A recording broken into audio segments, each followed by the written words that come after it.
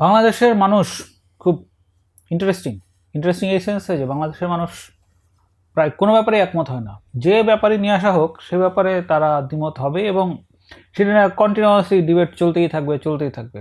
কিন্তু আমি আমার এই দীর্ঘ জীবনে দেখলাম যে বাংলাদেশের মানুষ একটা বিষয়ে সবাই একমত, সেটা হচ্ছে আমাদের শিক্ষা ব্যবস্থার ত্রুটিপূর্ণ। এবং এই ব্যাপারে সমালোচনা শুরু করলে কে কার চেয়ে বেশি সমালোচনা করতে পারে সেটা আসলে অন্ত নাই, এবং এই সমালোচনা আসলে শেষও হবে না। কিন্তু আমার কাছে মনে হয় যে এই সব আলাপে খুব নতুন কিছু নাই, প্রায় সবাই একই টাইপ কথাবার্তাই বলে। ফলে আমার মনে হলো যে আরেকটু ডিপে বোঝার চেষ্টা করি যে এই যে এত এত মানুষ এবং এই যে শিক্ষা ব্যবস্থা নিয়ে এত এত কথাবার্তা, সেটার চাইতে বরং আমাদের শিক্ষা জীবন যখন শুরু হয় এই আর্লি স্কুলিংয়ের যে ব্যাপার স্যাপার এটা নিয়ে যারা চিন্তাভাবনা করে বা টুকটাক কাজকর্ম করতে চায় তারা আসলে আর্লি স্কুলিং নিয়ে কীভাবে, কারণ আর্লি স্কুলিংয়েই তো আসলে একটা মানুষের বেসিক তৈরি হয়। ওই সময়টা যদি ঠিকঠাক থাকে তাহলে হয়তো এই ত্রুটিপূর্ণ এডুকেশন সিস্টেম নিয়ে মধ্যেও হয়তো আর একটু বেটার কোয়ালিটি রিসোর্স তৈরি করা সম্ভব। তো আমি আশরাফি নিতুকে চিনি খুব বেশি দিন হয় নাই, ওর সাথে আমার অল্প কিছু দিনের আলাপ, এর মধ্যে যে অনেক মানে ডিপলি কথা হয়েছে সেটাও না। কিন্তু ওকে আমি যখন চিনছিলাম দেখছিলাম ও হচ্ছে একটা পর্যায় সারণীতে একটা রিবিক্স কিউব বানাইছিল।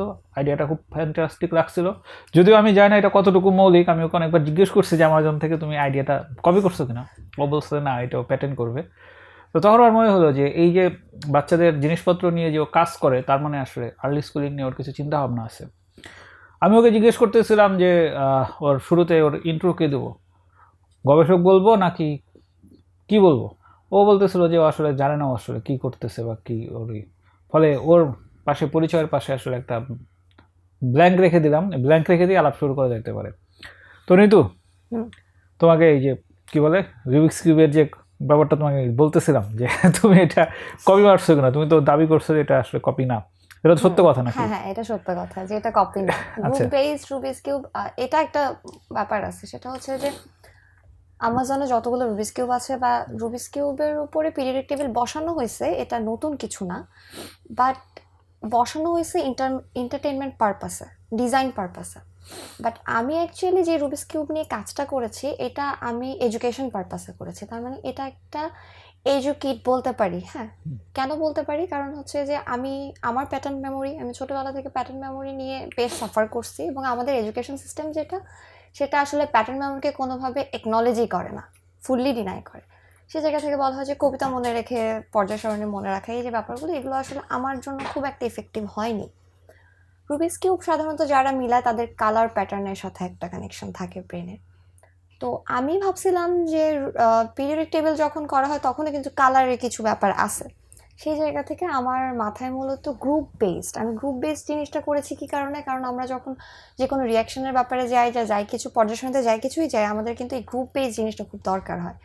তো আমার মাথায় ছিল যে গ্রুপগুলোকে এনিহাও কালারে আমি কনভার্ট করতে পারি কিনা, এবং সেটার জন্য কালার কম্বিনেশন যে বললাম যে রুবিক্স কিউবের কালারটা খুব ইম্পর্টেন্ট মিলানোর জন্য বা মাথায় থাকে সবসময়, সেই জায়গা থেকে মূলত এই দুটো ব্লেন্ড করার আইডিয়াটা আমার আসে।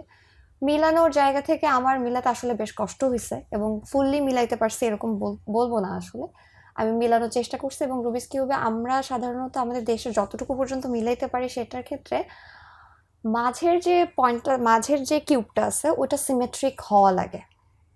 ওটা যদি আমরা যেভাবে মিলাই, যে মানে স্টেজ পর্যন্ত মিলাই, ওটা যদি মাঝে সিমেট্রিক না থাকে তাহলে উল্টে যাওয়ার সম্ভাবনা থাকে। সেই জায়গা থেকে অনেকগুলা মানে ঝামেলা থাকার পরে, ওগুলা রিকভার করার পরে মূলত আমার এই কাজটা করা। সো আমি এটা আসলেই মানে একেবারে দাবি করে বলতে পারি যে গ্রুপ বেসড পিরিয়ডিক টেবিলের যেই আইডিয়াটা, সেই আইডিয়াটা একেবারেই আমার, এবং আমি এটার পেটেন্টও করতেছি। হোপফুলি এটা ইন্টারন্যাশনাল পেটেন্ট করব। ওকে, তোমার কথায় আমি আস্থা রাখলাম। ওইটা আসলে আমাদের আজকে আলাপের ইস্যু না, বাট যেহেতু তোমার সাথে আমার ওইটা নিয়েই তোমার সাথে প্রথম ইন্টারাকশন হয়েছিল, এই জন্য আমার মনে হলো যে আমাদের আলাপে ওই পয়েন্টটা শুরুতেই থাকা উচিত। ওকে, তুমি হচ্ছে যে এডুকেট বানাইতে চাও এবং তোমার কাছে মনে হয় যে বাচ্চাদের যেভাবে শেখানো হয় এইটাতে তুমি একমত না, এবং আমি এরকম মানুষ আরও বেশ কয়েকজনকে চিনি যারা হচ্ছে এরকম প্রি স্কুলিং নিয়ে কাজ করে, আর্লি চাইল্ডহুড নিয়ে কাজ করে, এবং তারাও ওই ধরনের এডুকেট বানাইতে চায়। এবং তাদের কথা হচ্ছে যে এটা কী বলে, এই শেখানোর পদ্ধতিটা ঠিক না।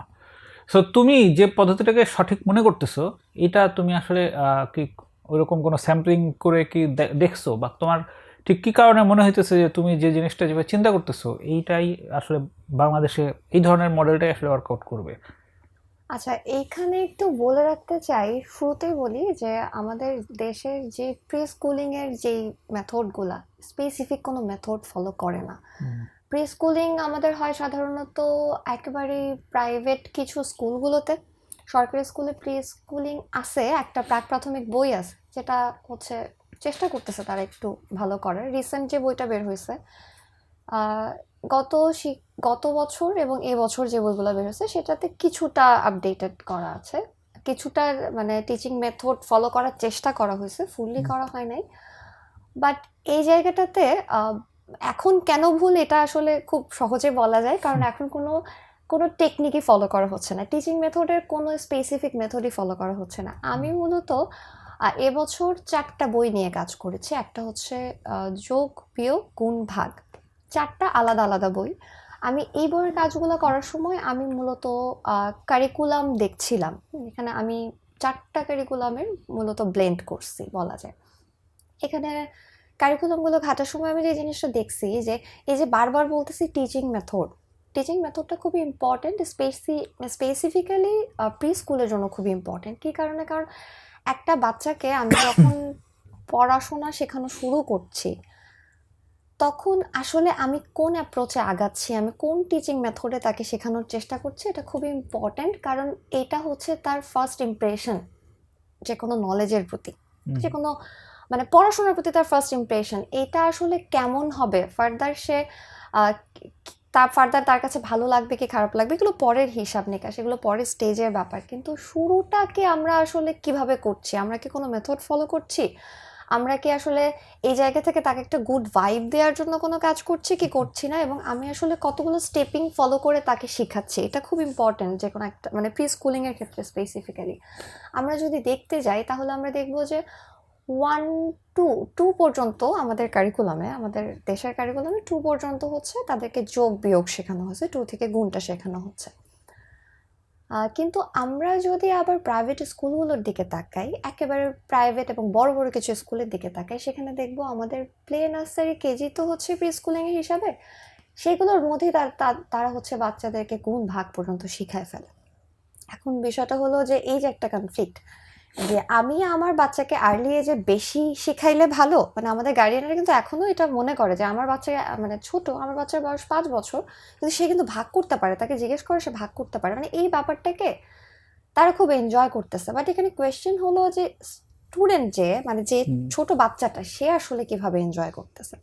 এই যে একটা ভাগ শেখার, আমার মানে বইয়ের কাজগুলো করছিলাম যখন, তখন বইয়ের নাম দিছে যে ভাগ অভিযান, গুণ অভিযান। এই অভিযানটা কেন দিছি আসলে?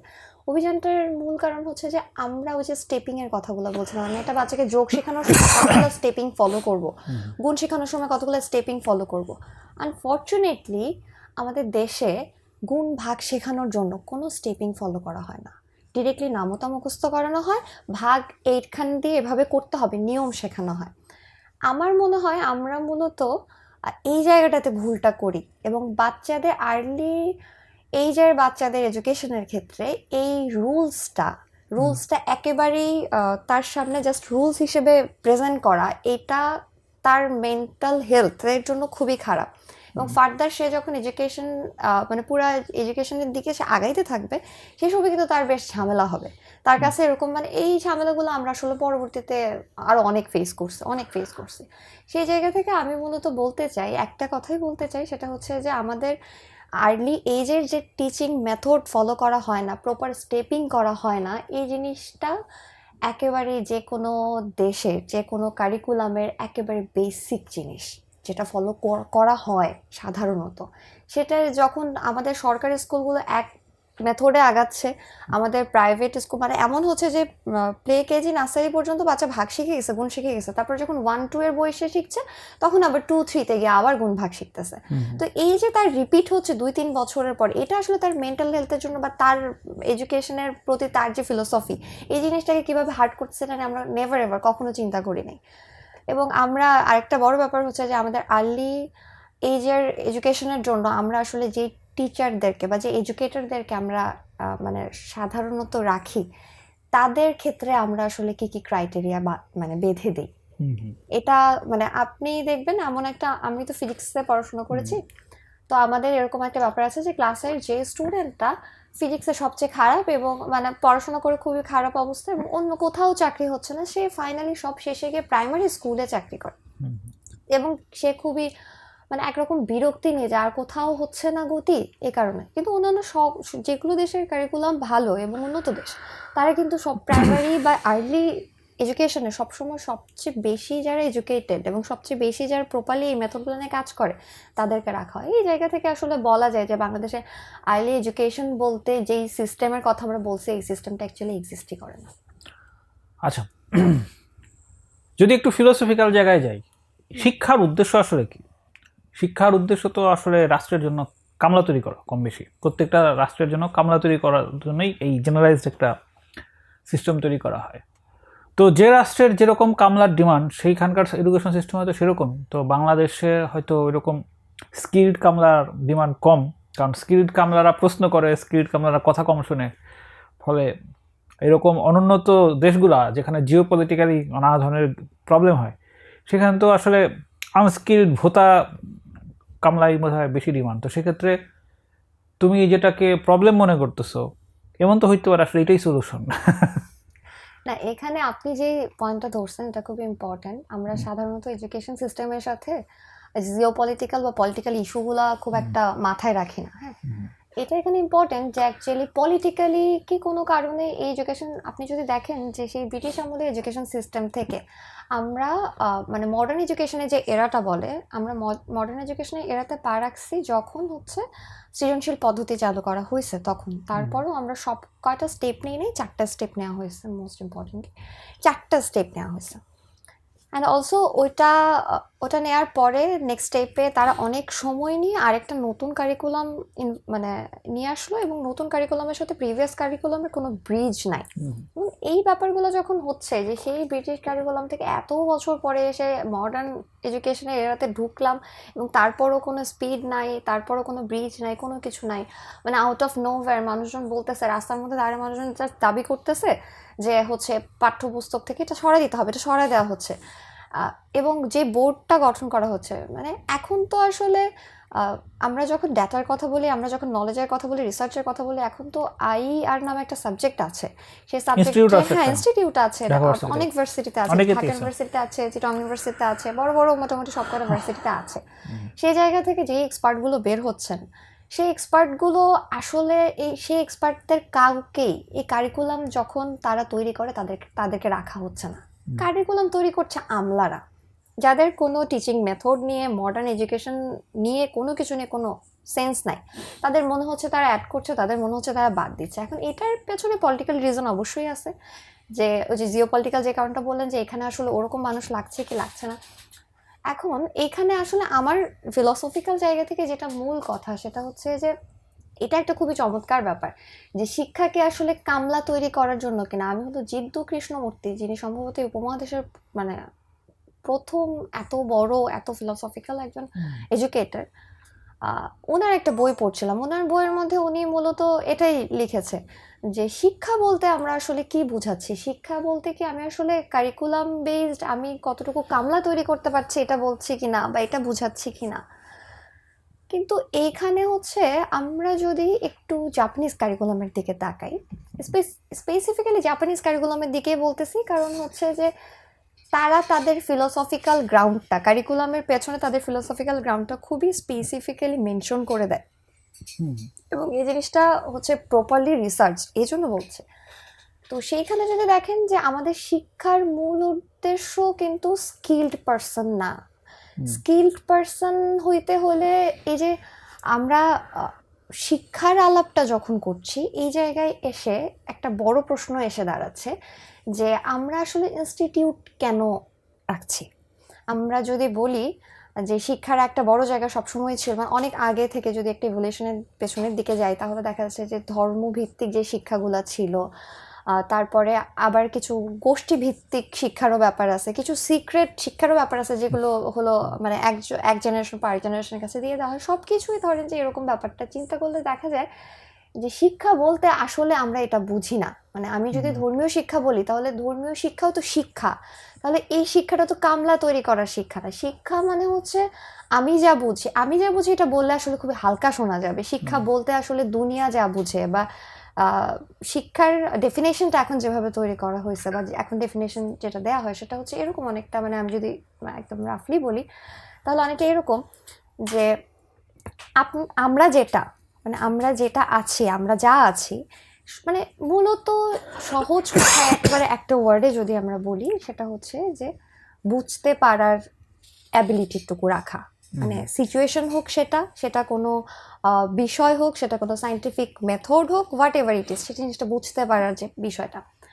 এখন আমি এখানে যেটা বলবো সেটা হচ্ছে যে এই যে আমি তখন বলছিলাম যে মূল্যবোধের সাথে শিক্ষার একটা বড় জায়গা আছে, যে শিক্ষা আসলে মূল্যবোধ তৈরি করে, এবং শিক্ষা মূল্যবোধ তৈরি করে কিভাবে, শিক্ষা মূল্যবোধ তৈরি করে। এবং এটাকে আমরা যখন কারিকুলামের দিকে আগাই তখন আমাদের সবসময় মাথায় থাকে যে মূল্যবোধের সাথে এটার কোনো কানেকশন থাকার কথা না, বা রাখেই না সাধারণত। কিন্তু এটা আবার খুবই ইন্টারলি কানেক্টেড। কিভাবে কানেক্টেড? এই যে বলছিলাম আর্লি এডুকেশনের ব্যাপারে যখন একটা বাচ্চাকে আপনি যখন আমি এক্ষেত্রে বলতে চাই হচ্ছে তত্ত্বচান বইয়ের সেই স্কুলের কথা। সেই স্কুলটা ছিল একটা ট্রেনের মধ্যে, একটা পরিত্যক্ত ট্রেনের মধ্যে স্কুল। কেন সেই ট্রেনের মধ্যে স্কুল? কারণ হচ্ছে এই যে ইট পাথরের কংক্রিট একটা ফিক্স জড়ো জিনিস, এই স্কুলের জার্নিটা যেন বাচ্চাদের কাছে ওরকম জড়ো না মনে হয়, সেই কারণে ট্রেনটা নিয়ে আসে। এই যে একটা ছোট্ট ফিলোসফি, এই জিনিসটা আসলে সেই সময় ওই স্কুলের যে স্টুডেন্টরা ছিল তাদের উপরে আসলে কিরকম প্রভাব ফেলছে এটাও দেখতে হয়। এটা কিন্তু তত্ত্বচান বইয়ে কিন্তু যারা ওই স্কুলের স্টুডেন্ট ছিল তাদের কিন্তু একটা লেখা আছে পরবর্তীতে। এবং ওইখানে একটা ওইখানে একটা গেম ছিল, বার্ষিক ক্রীড়া প্রতিযোগিতা যেরকম হয় সেই স্কুলের মধ্যে, মানে একসাথে যারা মানে স্পেশাল চাইল্ড, আমরা যারা বলি স্পেশাল চাইল্ড, নর্মাল চাইল্ড, সব বাচ্চা কাচ্চা একই সাথে একই কারিকুলামে রান করতো। এখন কোয়েশ্চেনটা আসে যে এই কারিকুলাম তো আমরা বলতেছি যে স্পেশাল চাইল্ডদের জন্য আলাদা স্কুল, অন্যদের জন্য, মানে এরকমভাবে ভাগ করছি, তো ওই স্কুল আসলে রান হতো কীভাবে, এটা একটা কোয়েশ্চেন থাকে। ওইখানে এমন একটা বাচ্চা ছিল যে বাচ্চা হাঁটতে পারতো না, এরকম অনেক ধরনের বাচ্চা ছিল। তো সেই জায়গায় সেই টিচার, যেই হেড টিচার ছিলেন ওই স্কুলের, উনি একটা গেমের, মানে বার্ষিক ক্রীড়া প্রতিযোগিতা পুরো একটা ডিজাইন করেছিলেন, এমনভাবে ডিজাইন করেছিলেন যেন এখানে যার যার ওই স্পেশাল নিডটুকু দরকার হয় ওটা মাথায় রেখে যেন একটা গেমের মধ্যে সে আটকে গেলেও পরের গেমটাতে যেন সে রিকভার করতে পারে, এরকম একটা ব্যাপার। তো এইখানে ব্যাপারটা হলো যে এই যে, এবং দিন শেষে দেখা যাচ্ছে মানে বইয়ের মধ্যে দেখা যায় যে যেই ছেলেটা স্পেশাল চাইল্ড ছিল সেই কিন্তু প্রতিযোগিতায় হচ্ছে সবচেয়ে বেশি পুরস্কার পায়। এখন এটা মানে আসলে কি বোঝাচ্ছে যে সেই মানে বেশি পাইলো। এখন আমরা যদি বারবার বইয়ের সামনে দিনে 10 বার এই কথা বলি যে প্রতিবন্ধী বাচ্চারা বা স্পেশাল বাচ্চাদেরকে কখনো বুলি করো না, স্পেশাল বাচ্চাদেরকে এরকম করো না, ওরকম করো না, এটা কিন্তু ইফেক্টিভ হচ্ছে না, আমরা সেটা দেখতেই পাচ্ছি। এই যে একটা প্র্যাকটিস, যে সে প্র্যাকটিসটা করলো, যে সে কিন্তু চোখের সামনে দেখলো, সে এতদিন হয়তো যে বাচ্চাগুলো মনে করতো যে আমি তার থেকে অনেক আগে, আমি তো দৌড়াইতে পারি, তো দৌড়াতে পারে না, ও গাছে উঠতে পারে না, তো সেই বাচ্চাটা যখন দেখতেছে যে বার্ষিক ক্রীড়া প্রতিযোগিতায় সেই ফার্স্ট হচ্ছে, তার কিন্তু তার যে বোঝার জায়গাটুকু সেটা কিন্তু চেঞ্জ হচ্ছে। স্কুলের মধ্যে খাবার নিয়ে আসার কথা ছিল, যে খাবার এক একদিন স্কুল থেকে বলে দেওয়া হতো যে কি কি নিয়ে আসা হবে। স্কুলের মধ্যে তাদের আলাদা আলাদা চাষের জায়গা ছিল, এবং চাষ যেই সবজি করতো, এখন কিন্তু জাপানিজ কারিকুলাম অনেকটা ওই স্কুলের কারিকুলাম ফলো করে। তো স্কুলে তারা যে চাষাবাদ করতো, যেই সবজি পাইতো ওই সবজিটা নিয়ে যেত, এবং তাদেরকে জিজ্ঞেস করা হলে এই সবজিটা দিয়ে তোমরা কি করবা, তো তারা বললো যে এটা করবো, বাসায় নিয়ে যাবো খাবার। এবং তাদেরকে প্রথম ফিল দেওয়া হলো যে, এরকম প্রি স্কুলের কথাই বলছি, যে তাকে প্রথম ফিল দেওয়া হলো এটা, যে সে তার বাসার জন্য একটা কিছু উপার্জন করে নিয়ে যাচ্ছে, তার কষ্টের উপার্জন তার বাসার সবার সাথে শেয়ার করছে, তার যে খুশিটা সে শেয়ার করছে। এটা যদি আমরা তাকে দিনে 10 বার করে বলি, বইয়ের মধ্যে 20 বার করে বলি যে তুমি তোমার খুশি বাটাবাটি করে নিবা তোমার পরিবারের সাথে, তোমার বন্ধুদের সাথে, তাহলে কিন্তু জিনিসটা হচ্ছে না, ওভাবে কাজ করছে না। তার মানে প্র্যাকটিসটা ভেরি ভেরি ইম্পর্টেন্ট, মূল্যবোধ তৈরির কথা বলেন, জানা বোঝার ক্ষেত্রে বলেন। তো এই জিনিসটাই আমার কাছে মনে হয় যে মানে খুবই ইম্পর্টেন্ট আর কি। তো শিক্ষার যে জায়গাটা বলতেছিলেন, শিক্ষাটাকে আমি মূলত আসলে আমার জায়গা থেকে এভাবেই বুঝি যে শিক্ষা হইতেছে আমাকে কোনো একটা কিছু ফিক্স করে দিবে না, আমাকে একটা ডাটা দিয়ে দিবে না যে এই জিনিসটা মানে এটাই। শিক্ষা আমাকে শিক্ষা আমার মধ্যে সেই জিনিসটা দিবে যেটা আমি এটা আমার মতো করে অ্যানালাইসিস করে বোঝার চেষ্টা করব। হয়তো আমার একটা পরিবর্তন হইতে পারে, নাও এটা তো হতে পারে। এটা তো তোমার ব্যক্তিগত মতামত। এইটা এইটা ব্যক্তিগত এইটা মতামত- এইটা রাষ্ট্রীয়ভাবে তোমার মতো এরকম চিন্তা, হুম। মানে রাষ্ট্রের কি আসলে তোমার মতো একটা অ্যানালিটিক্যাল অ্যাবিলিটি সম্পন্ন নীতির দরকার আছে কিনা? ধরো যদি তুমি বেশি হও, মানে অ্যানালিটিক্যালি দেখার চেষ্টা করো, সেটা তো আসলে এই ধরনের রাষ্ট্র, যে রাষ্ট্রগুলোতে আসলে অনেক বেশি অথরিটির মধ্যে চলে, এবং তুমি তুমি জাপানের হিস্ট্রি, কালচার, পলিটিক্স, পলিসি, হুম, ইকোনমি, সোশিওলজি, এইগুলার রেসপেক্টে যদি তুমি বাংলাদেশের সেম কনটেক্সট করে হিসাব করো, তাহলে তুমি যখন এই এডুকেশনাল আলাপটা করতেছো, এটা আসলে কোন সেগমেন্টের কথা বলতেছো? তুমি ঢাকার আর লোকজনের ব্যাপারে কথা বলতেছো, তুমি মানিকগঞ্জের ব্যাপারে কথা বলতেছো, নাকি একেবারেই সেই ঝিনাইদহের খালিগঞ্জে বা চুয়াডাঙ্গার সেই জীবননগরের লোকজনের ব্যাপারে কথা বলতেছো? ফলে এখানে কিন্তু ঝামেলা আছে, কারণ একটা জায়গার সাথে একটা এত বেশি ডিফারেন্স। তুমি মানিকগঞ্জ ঢাকার সবচেয়ে কাছের জেলাগুলোর একটা, তুমি যদি কখনো মানিকগঞ্জে গিয়ে 1 মাস বা 1 সপ্তাহ থাকো, দেখবে কত গ্যাপ ঢাকার সাথে। সো এই আমাদের এই জায়গাটাতে আলাপটা হ্যাঁ। কিন্তু যখন আমরা এগুলো বলি বাংলাদেশের রেসপেক্টে, তখন কিন্তু আলাপগুলো কনটেক্সট ছাড়া সবই আসলে বায়বীয় হয়ে যায়। হ্যাঁ হ্যাঁ, এখানে একটা বড় ব্যাপার আছে, মানে আমি মূলত যে ব্যাপারটা যেতে চাচ্ছিলাম সেটা হচ্ছে যে আমরা যে এই যে বললেন না যে এডুকেশন সিস্টেমটা জাপানের, যদি আমরা মানে প্রিভিয়াস স্টোরি দেখি ওদের যেই মানে ঘুরে দাঁড়ানোর যে মানে পুরা জাতি হিসেবে একসাথে ঘুরে দাঁড়ানোর যে ব্যাপারটা, এটা তো আসলে জাপান ডিফারেন্ট। সেই জায়গা থেকে আমার কাছে মনে হয় কি যে দেখেন, বাংলাদেশ আসলে যেই রকম কান্ট্রি এবং জিওপলিটিক্যালি যেই জায়গায় আছে, সেই জায়গা থেকে আমি একটা জিনিসই দেখি যে আরেকটা ব্যাপার হচ্ছে যে আমি কিন্তু আমার জন্ম ঠাকুরগাঁও, একেবারে প্রত্যন্ত বলতে গেলে যে উত্তরবঙ্গের একদম শেষ মাথার দিকে পঞ্চগড় ঠাকুরগাঁও, ওই ঠাকুরগাঁও। তো আমি বড় হয়েছি, আমার স্কুল পর্যন্ত ওখানে ছিলাম, আমি বড় হয়েছি মোটামুটি বেশ মানে একটা মফস্বল, একদম মফস্বল একটা শহরে। সো আমার মোটামুটি একেবারে এই যে গ্রাম অঞ্চলে যে স্কুলগুলো আছে এগুলো দেখা হয়েছে। এই জায়গা থেকে হচ্ছে এটা খুব ইম্পর্টেন্ট, এই জিনিসটা খুবই ইম্পর্টেন্ট, সেটা হলো যে আমরা যে সেন্ট্রালি একটা কারিকুলাম দিয়ে আমরা সেন্ট্রালি ওটাকে সব জায়গায় হচ্ছে ইমপ্লিমেন্ট করার প্ল্যান করতেছি, এটাই হচ্ছে আমাদের সবচেয়ে বড় ভুল।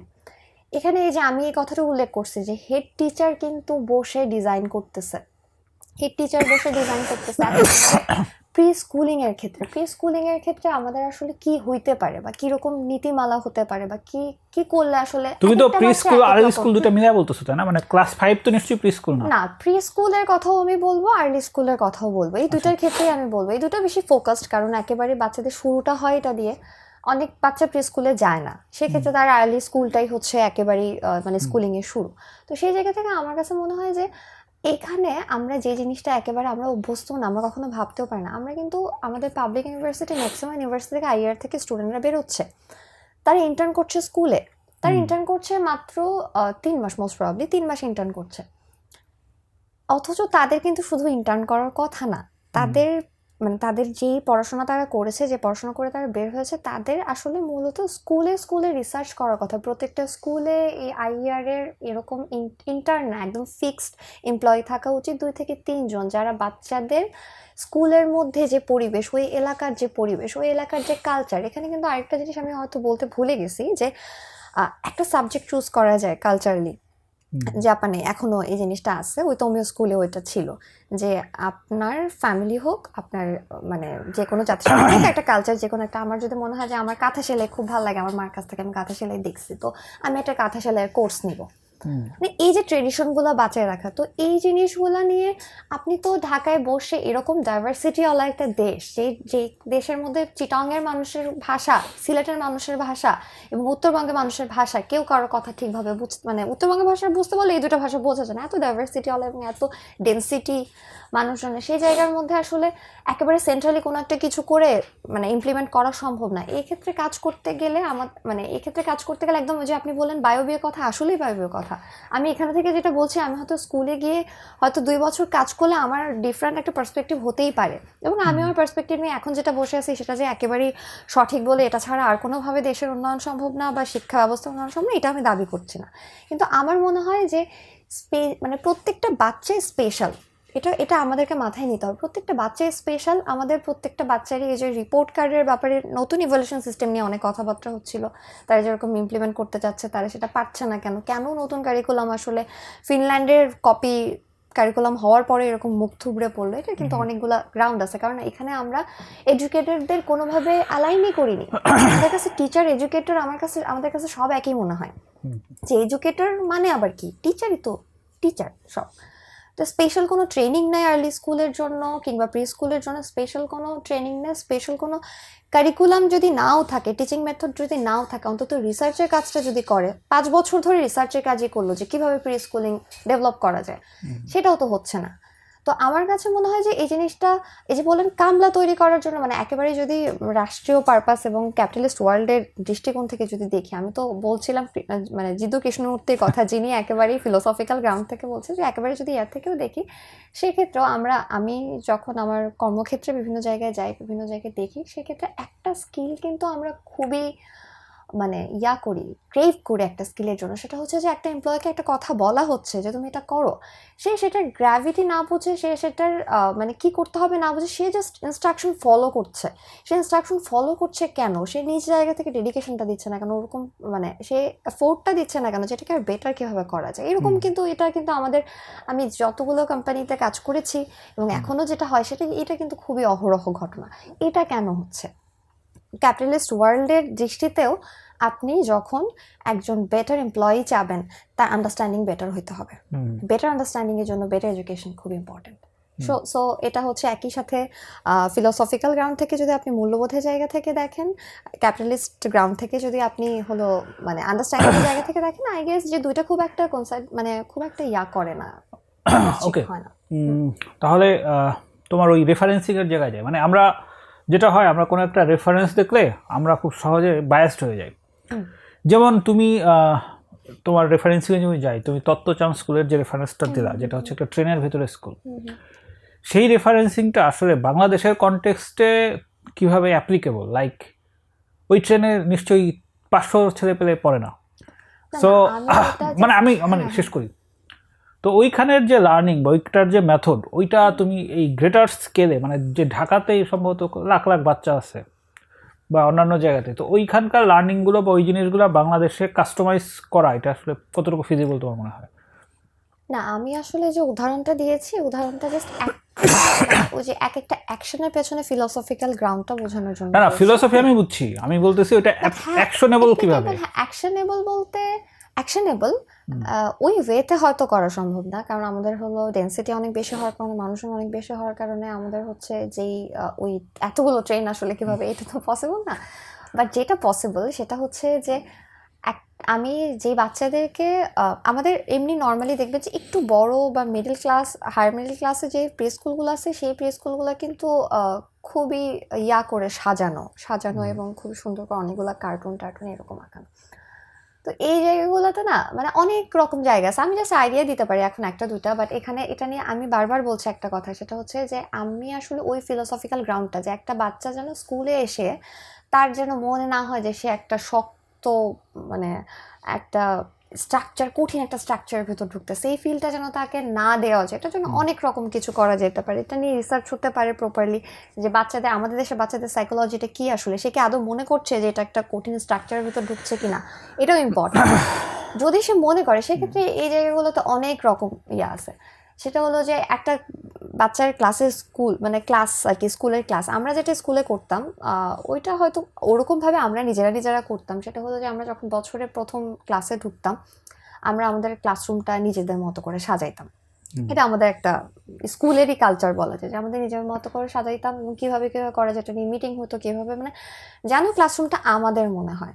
ওই পুরো 1 বছর আমাদের, এবং এর পরের বছরের ক্লাসরুম আসলে কীভাবে সাজাইছে তার থেকে আমাদেরটা কেমন ছিল, এরকম একটা মানে কম্পিটিশন বা একটা ইয়ার দেখার জায়গা ছিল, সেই জায়গা থেকে হচ্ছে বাচ্চারা কিভাবে এই জিনিসটাকে এরকম কঠিন স্ট্রাকচার মনে করবে না, এটা নিয়ে হচ্ছে একটা প্রপার স্টাডি হতে হবে। এটা নিয়ে প্রপার স্টাডি হওয়ার পর ওই জায়গা থেকে ওয়ে আউট হতে হবে যে আমরা আসলে কিভাবে আমাদের স্বার্থের মধ্যে জিনিসটাকে কিভাবে করতে পারে। এমন হতে পারে যে বাচ্চারা ক্লাসে প্রথম দিন এসে তাদের ক্লাসরুমে নিজের ইচ্ছা মতো রং করলো তাদের মতো করে। কয়েকদিন পর পর তাদের একটা ক্লাসই থাকলো যে এরকম 6 মাস পর হয়তো, যে স্কুলগুলো আরো যদি কম পারে তাহলে আরো কয়েক মাস পর, যে 3 মাস পরে পরে তাদের একটা স্কুলে কালার করার ইয়ে থাকলো, বাচ্চারাই কালার করলো।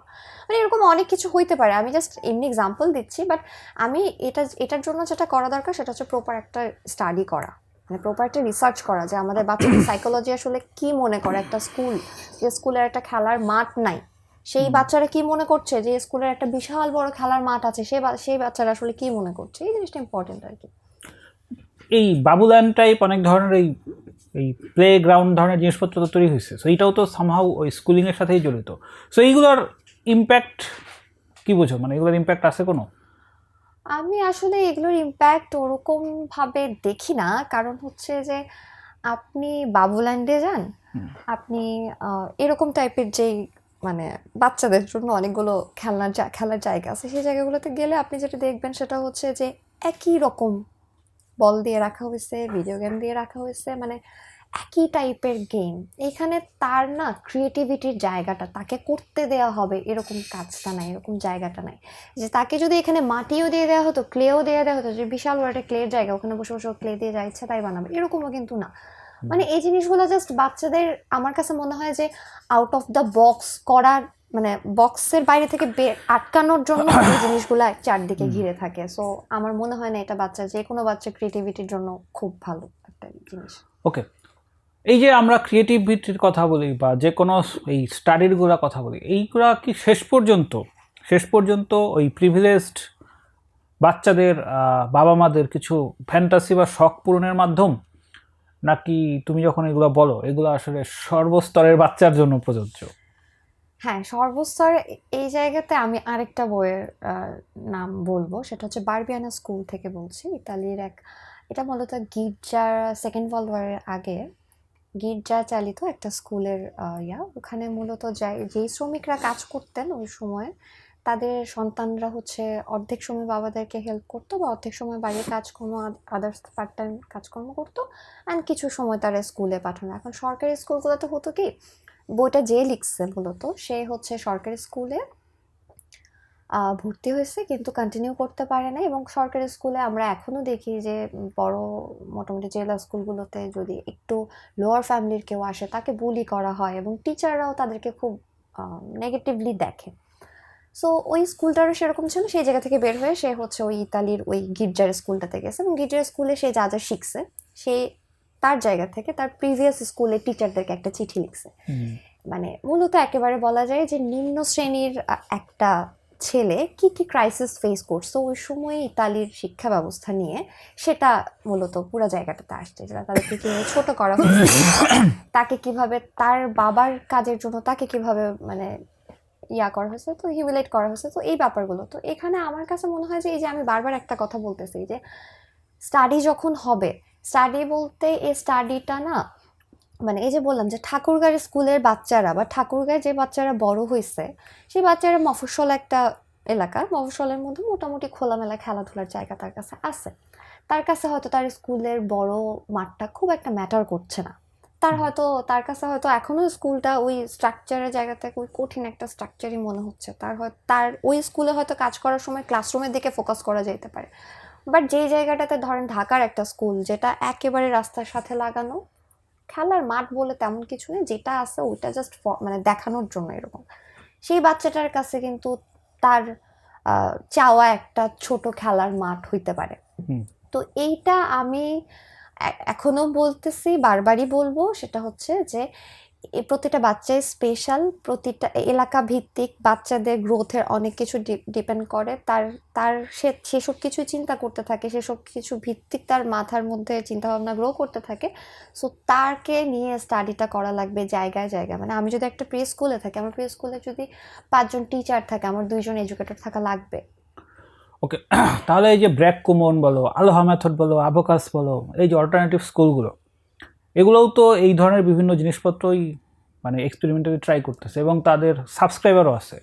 সো তাহলে এই অল্টারনেটিভ স্কুলগুলা কি এদের ইম্প্যাক্ট বা এদের সাকসেস যদি দেখি, এইটা দেখে কি আসলে কোনো ইন্ডিকেশন পাওয়া সম্ভব যে আসলে যেটা চাওয়া হচ্ছে ওইটা আসলে কতটুকু রিয়েলিস্টিক, নাকি এইটাও হচ্ছে যে অনেকটা ওই আদর্শ গ্যাস সমীকরণের মতো পিভি কনস্ট্যান্ট টাইপ? আহ, আমি হচ্ছে কুমনের মেথড নিয়ে মোটামুটি ওই যে আমি বইয়ের কাজ করার সময় কুমনের মেথড নিয়ে বেশ ভালো মতো স্টাডি করা হয়েছে না, সেই 19-23 জায়গা থেকে কুমনে হচ্ছে। যায়, অ্যাবাকাসও কয়েকদিন গেছিল, এই জন্য এগুলোর নাম আমি জানি। হ্যাঁ, তো এগুলোর আমি কারিকুলাম যেটা দেখছি এখানে হচ্ছে মূল মানে কুমনের একদম ফোকাস পয়েন্টটাই হচ্ছে এটা। কুমনও তো জাপানিজ এখানে তো ফ্র্যাঞ্চাইজি হলো মানে কিনে নেওয়া হয় মনে হয় এরকম একটা বিষয়, ওদের কিছু বইপত্র আছে, কিছু মেথোডোলজি আছে এখানে। আমার কুমনের মূল টার্গেটটা কিন্তু এটা যে ইংলিশ মানে জাপানি বাচ্চারা হচ্ছে ইংলিশে একটু দুর্বল হয়, খুবই স্বাভাবিক, কারণ তাদের ল্যাঙ্গুয়েজটা এক ধরনের, ইংলিশ আরেক ধরনের। সো তাদের ইংলিশটা নিয়ে এবং ম্যাথটা নিয়ে কুমনের মূলত ফোকাস ছিল এটাই যে ইংলিশ আর ম্যাথে যদি বাচ্চাদেরকে একদম প্রপারলি এফিশিয়েন্ট করা যায় তাহলে অন্যান্য সাবজেক্টগুলোতে সে টাইম দিতে পারবে। একটু খেয়াল করলে দেখা যাবে যে এইটা কিন্তু পুরোপুরি কারিকুলাম বেসড, মানে কারিকুলাম বেসড এবং টিচিং মেথডটা জাস্ট এটাই এক্সপার্টিস গ্রো করা। এক্সপার্টিস গ্রো করাটা আসলে আর্লি এডুকেশনে বাচ্চাদের জন্য, আর্লি এডুকেশন বলা যায় বা আর্লি স্কুলের বাচ্চাদের জন্য বেসিক্যালি কুমনটা খুব ইফেক্টিভ এটা ইফেক্টিভ। যেমন আমি যদি বলি যে যোগের ব্যাপারে, যোগের তারা আসলে কিভাবে এফেক্টিভ, কুমনটা বলতে গেলে এরকম যে তারা আসলে এতবার প্র্যাকটিস করায় যে একটা সংখ্যার সাথে 1 যোগ করবে এরকম 5 পাতা আছে, দেন 2 যোগ করবে 5 পাতা আছে, এরকম যোগ করতে করতে করতে করতে সে হচ্ছে জিনিসটা এতটাই হ্যাবিচুয়েট হয়ে যায় যে সে খুবই স্কিলড হয়ে যায় জিনিসটাতে। বাট এইভাবে কিন্তু সব কিছু ওয়ার্ক করে না। মানে কুমন কিন্তু স্পেসিফিক্যালি ইংলিশ আর ম্যাথের জন্য, কুমন কিন্তু অন্যান্য মানে পুরো কারিকুলাম বা পুরো এডুকেশন সিস্টেমের একটা অল্টারনেটিভ দাঁড়ায় গেছে এরকম কিন্তু দাঁড়াইতে পারে না। সো জিনিসগুলো হচ্ছে আমার কাছে মনে হয় যে এগুলো এখন ইফেক্টিভ মনে হচ্ছে বা সাধারণ মানে এখন পর্যন্ত ইফেক্টিভ মনে হচ্ছে কারণ আমাদের এডুকেশন সিস্টেমই ইফেক্টিভ না।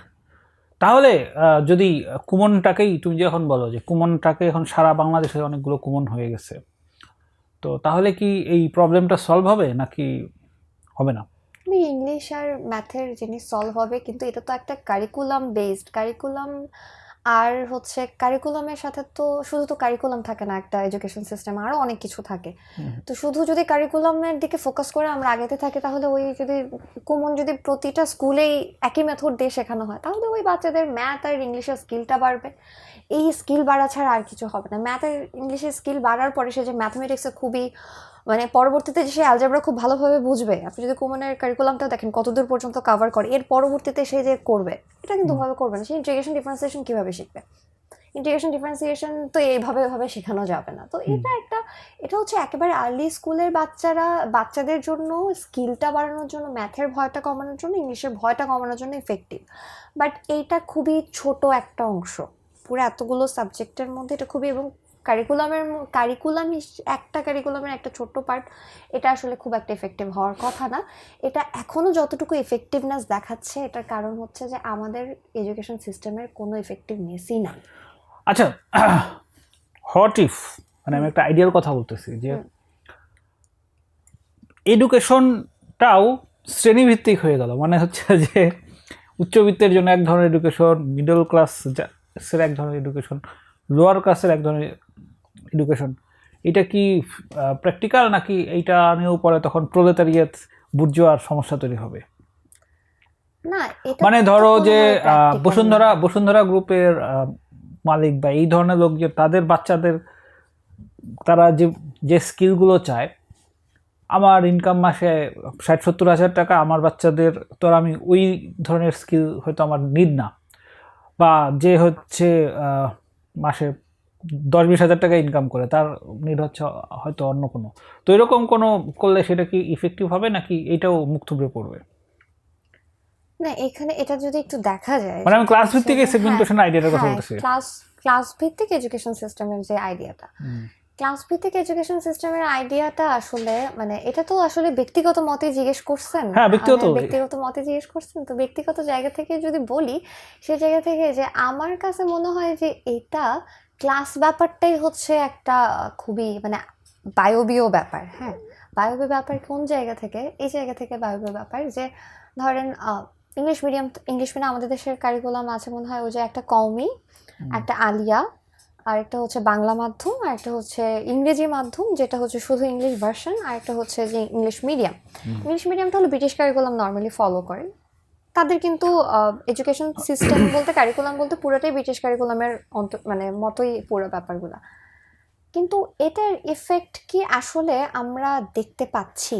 আমরা কি দেখতে পাচ্ছি এরকম যে ইংলিশ মিডিয়ামের স্টুডেন্টরা হচ্ছে খুব ভালো করছে এবং বাংলা মাধ্যম বা ইংরেজি মাধ্যম কিংবা আলিয়া বা কমিক, আলিয়াটা হচ্ছে কমিটা তো একেবারেই ডিফারেন্ট। আলিয়ার কথা যদি বলি তাহলে কি এটা কি আমরা পুরো দেশ জুড়ে এটা ডিফারেন্সটা দেখতে পাচ্ছি কিনা, এটা হলো প্রথম কথা।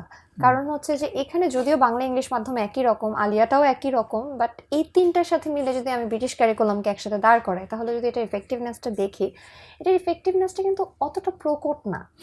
এখানে একটা বড় ব্যাপার কাজ করে, পার্সোনাল জায়গা থেকে দেখছি এবং দেখা হয়েছে বহুবার, সেটা হচ্ছে যে ক্লাস বেসড, মানে আমি হায়ার ক্লাস থেকে বিলং করি, আমার বাচ্চা যদি বাংলা মিডিয়ামে যায় তাহলে আমার হয়তো ক্লাসটা থাকতেছে না, এরকম একটা বড় ব্যাপার কাজ করে। অ্যান্ড দেন অলসো স্কুলের আমার কাছে মনে হয় যে যদি ব্রিটিশ কারিকুলাম তার প্রপারলি ইমপ্লিমেন্ট করতে পারতো, আমি ব্রিটিশ কারিকুলাম নিয়েও কাজ করছি। ব্রিটিশ কারিকুলামের আর্লি স্কুলের যেই রকম স্টেপিংগুলো আছে আমি সবগুলোই সবগুলোই পড়া হয়েছে আমার, এবং আমি এটা আমার কিছু বইয়ের মধ্যে কিছু জায়গায় নিয়েও আসছি, মানে কয়েকটা স্টেপ আমি ইমপ্লিমেন্ট করছি এই বইয়ের মধ্যে, এবং দিন দেখছি যে আসলে এটা তো ইমপ্লিমেন্ট হচ্ছে না, এটা তো বড় কারণ আছে।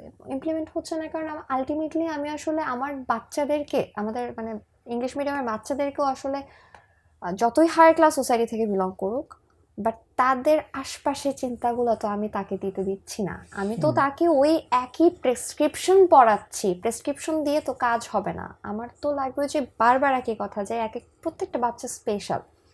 আমার স্কুল বেসড আমার ডিসিশন চেঞ্জ হবে, আমার সেন্ট্রালি কিছু হবে না, কারণ আমার একটা স্কুলের সাথে আরেকটা স্কুলের অনেক তফাৎ আছে।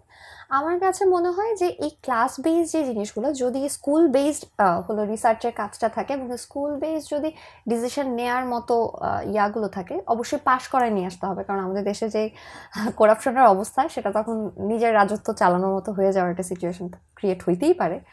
বাট সেই জায়গা থেকে আমার কাছে মনে হয় যে এই ক্লাস বেসড এটাও ইফেক্টিভ খুব একটা হবে না। এটা মূলত করতে হবে জায়গা ভিত্তিক। একটা মফস্বল এলাকার বাচ্চা, তার ইনগ্রেডিয়েন্ট কী কী হবে, তার খেলার ইনগ্রেডিয়েন্ট কী কী হবে। একটা মফস্বলের বাচ্চা কাছে খেলার ইনগ্রেডিয়েন্ট হতে পারে কাদা, সেটা ঢাকায় এসে একটা বড় স্কুলে হতে পারে ক্লে, এটা হইতে পারে।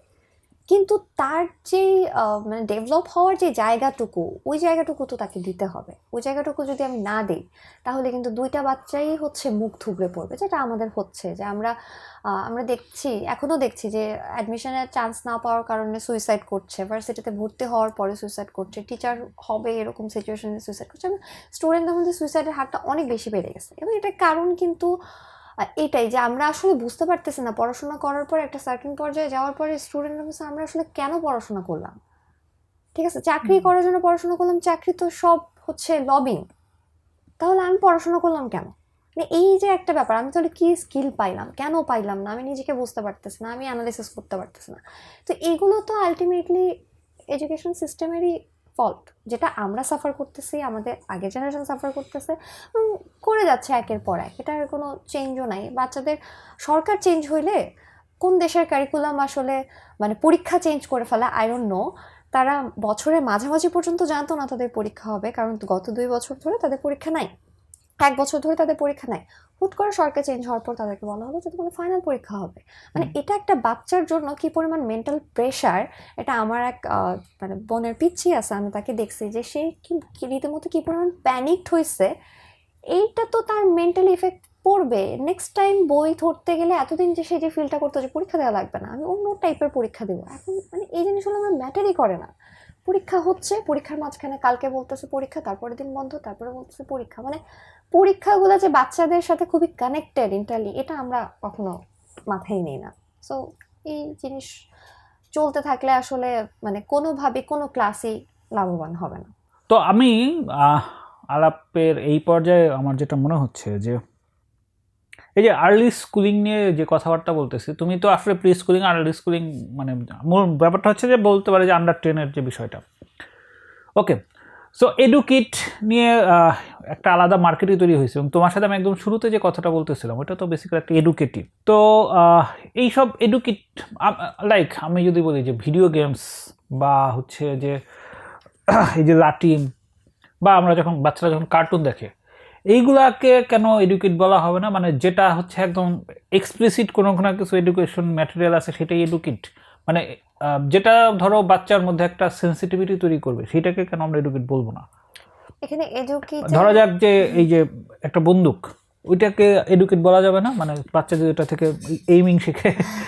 এখানে হচ্ছে যে জিনিসটা এডুকেট হওয়ার জন্য যে জিনিসটা সাধারণত গুরুত্বপূর্ণ সেটা হচ্ছে যে প্রপারলি ব্লেন্ড, একটা রেশিও বেসড ব্লেন্ড, যে আমি আমার টয়টার সাথে এডুকেশনাল যে কন্টেন্টটা ব্লেন্ড করতেছি, এই ব্লেন্ডার অ্যামাউন্টটা কীরকম। এই ব্লেন্ডার অ্যামাউন্টটা যদি খুবই কম হয়ে থাকে, যেটা আপনি বলতেছেন যে এইমিংটা করা শিখতেছে, এখন এইমিংটা করা কি তাকে স্পেসিফিক্যালি এই জায়গাতে স্কিলড হওয়ার জন্য করানোর চেষ্টা করা হচ্ছে কিনা, বা এই জায়গায় কি এমন কোনো মেথড কাজে লাগতেছে, এমন কোনো কিছু মানে ব্লেন্ড করা হয়েছে ওই বন্দুকটার মধ্যে যেটা অ্যাকচুয়ালি তাকে ওই স্কিলটা শিখাবে বা ওই জিনিসটা বুঝতে হেল্প করবে। ওই যে বারবার বলছি বুঝার ব্যাপারটা, যে আন্ডারস্ট্যান্ডিং স্কিলটা বাড়াবে কিনা, এটা ইম্পর্টেন্ট। এখানে যদি রেশিওটা, এডুকেশনাল কন্টেন্টের রেশিওটা এবং টয় একই সাথে খেলার কন্টেন্টের রেশিওটা যদি প্রপারলি ব্লেন্ড না হয়, তাহলে হচ্ছে যেটা হয় সেটা হলো এক পেশে হয়ে যায়। কিছু কিছু বাচ্চার ক্ষেত্রে ওটা এডুকেশনাল পারপাস সার্ভ করে, কিছু কিছু ক্ষেত্রে করে না। র্যান্ডমলি বাচ্চা যখন হইতেছে ইয়া করতেছে, মানে ট্রিগার মারতেছে, সে এইম করতেছে না, সো এটা তো ওয়ার্কিং না। তো এইটা এই জন্য ওটা হচ্ছে এডুকেট না। হ্যাঁ, আপনার রেশিওটা এমনভাবে রাখতে হবে যেন হচ্ছে সে এটাকে একই সাথে টয় পারপাসে ইউজ করতে পারে, মানে একই সাথে শুধুমাত্র টয়টার দিকে বেশি হেলে যাচ্ছে না, কিংবা এডুকেশনাল পারপাসের দিকে বেশি হেলে যাচ্ছে না। এডুকেশনাল পারপাস থেকে বেশি হেলে গেলে যে ঝামেলাগুলো হয়, যেমন ধরেন আমাদের কিছু মানে একেবারে লোকাল কিছু প্রোডাক্ট আছে, এটা ফ্ল্যাশ কার্ড রিসেন্টলি চলতেছে, এবং ফ্ল্যাশ কার্ডেরও কিন্তু ব্যাপারগুলো যে খুব একটা ইফেক্টিভ হচ্ছে না। মানে এখন কিন্তু প্রাক প্রাথমিকে পর্যন্ত সরকারি স্কুলগুলোতে কিন্তু ফ্ল্যাশ কার্ড অ্যাড করছে এবং কিছু জিনিস অ্যাড করছে, বাট এইটা হচ্ছে, এটাকে আমি এডুকেট বলতেছি না, এটাকে আমি জাস্ট কন্টেন্ট বলতেছি একটা, যে কেন এটা, কারণ এটা তো আমি তাকে দেখাচ্ছি, সেটা দেখতেছে, এটা রিপ্রেজেন্ট করতেছে আমার কন্টেন্টটাকে, বাট এটা তো তার মানে খেলনা না। সো আমি যদি এটার সাথে তার খেলার কিছু জিনিস অ্যাড করি, যে তার কিছু অ্যাক্টিভিটি থাকবে একই সাথে, তাহলে সে সেটাকে খেলনা হিসেবে ইউজ করবে, এবং তার একই সাথে খেলতে খেলতে তার ওই এডুকেশনাল যে কন্টেন্টটা সেটা তার মধ্যে গ্রো করবে বা আন্ডারস্ট্যান্ডিং স্কিলটা বাড়াবে। তো এইটাই আমার মনে হয় বেসিক ডিফারেন্স, যে রেশিওটা কোনো দিকে হেলে গেলে সেটা খেলনা হয়ে যায়, কোনো দিকে হলে এটা। আর একটা ননসেন্স আর্গুমেন্ট আছে, সেটা হলো যে মানে আমার দিক থেকে এটা একটা ননসেন্স আর্গুমেন্ট, সেটা হচ্ছে যে এই যে বাচ্চাদের কার্টুন দেখা নিয়ে আমরা খুব নানাভাবে ফেসবুকে ঢুকলে অনেক সমালোচনামূলক কথাবার্তা দেখি, কিন্তু কার্টুন দেখলে বাচ্চারা যে ফ্লুয়েন্টলি ইংলিশ বলতে পারে, বা কেউ কেউ জাপানিজ বলতে পারে। সো এটা যে এই যে কার্টুন দেখতে গিয়ে যখন তারা একটা ভিন্ন ল্যাঙ্গুয়েজ খুব দ্রুত শিখে ফেলতে পারতেছে, তো এটা যদি কার্টুনটা যদি হিন্দির বদলে ইংলিশে হইতো তখন তো নিশ্চয়ই সমস্যা হতো না, বা ফ্রেঞ্চ ভাষা হইতো তখন সমস্যা হতো না। তো বাংলাদেশ এবং ইন্ডিয়ার মধ্যে যে পলিটিক্যাল একটা ব্যাপার এবং পলিটিক্যাল কালচারাল একটা ওয়ারের মতো একটা ব্যাপার আছে, তো সেক্ষেত্রে এই হিন্দি কার্টুন বা হিন্দি সিনেমা বাচ্চা দেখে যখন হিন্দি অনর্গল বলতে পারে, এই স্কিলটাকে অ্যাপ্রিসিয়েট না করে যখন এটাকে আমরা কালচারাল অ্যাগ্রেশন হিসেবে দেখি, তো এইটাকে কি মানে কার্টুনকে কি তখন আমরা এডুকেশনের মাধ্যম বলার কোনো স্কোপ আছে না, না কি মনে হয় তোমার? না, কার্টুন অবশ্যই এডুকেশনের একটা মানে খুব ভালো এবং খুব স্ট্রং একটা মাধ্যম, এবং এটা দিয়ে হচ্ছে মানে কার্টুনের ব্যাপারটা হলো যে ধরেন আমরা মানে খুব সম্ভবত, হ্যাঁ এটা অবশ্যই খুবই ননসেন্স একটা আলাপ, যে আমরা মনে করি মানে একটা বাচ্চাকে, যে কোনো একটা বাচ্চা যখন থেকে সে ল্যাঙ্গুয়েজ শেখা শুরু করছে, মানে তার ল্যাঙ্গুয়েজ শেখার জন্য প্রপার টাইম কিন্তু ছোটোবেলাতেই, একেবারে আর্লি এজে, সে যখন শিখছে সাথে সাথে শিখলে তার জন্য বেটার। আমি তো ফিজিক্সে অনার্স করেছি, আমরা ফার্স্ট ইয়ারে আমাদের যারা হিন্দি জানতো না মাস্টার্সে গিয়ে তারা হচ্ছে হিন্দি শিখে গেছে, কারণ আমাদেরকে দেখতে হয়েছে ইন্ডিয়ান কন্টেন্ট।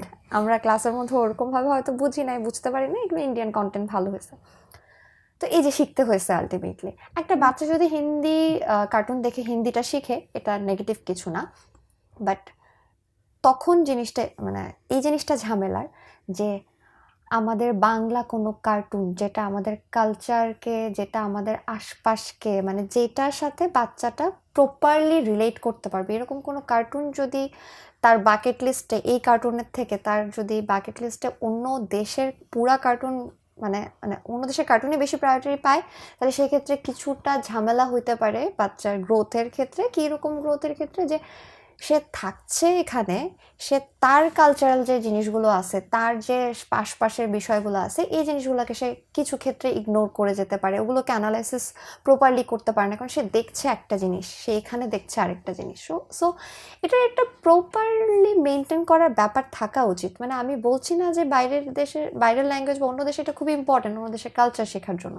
বাইরের স্কুলের কথা বলছিলাম, ওই স্কুলের মধ্যে তো ওটা তো গির্জা বেসড। তো ওই স্কুলের মধ্যে একটা দেশের ভাষা বা একটা দেশের কালচারের জন্য একটা মানে ওই পুরো স্কুলে যারা আছে তাদের মধ্যে একজনকে আরেকটা দেশের একটা গির্জায় পাঠিয়ে দিত। সে 6 মাস থাকতো, 7 মাস থাকতো, ওইখানে ভাষা শিখতো, কালচার দেখতো, সে এসে এখানে আবার ক্লাস নিত। এরকম করে এক একজনকে এক এক দেশে পাঠানো হতো, তাদের ক্লাসগুলো এভাবে নেওয়া হতো।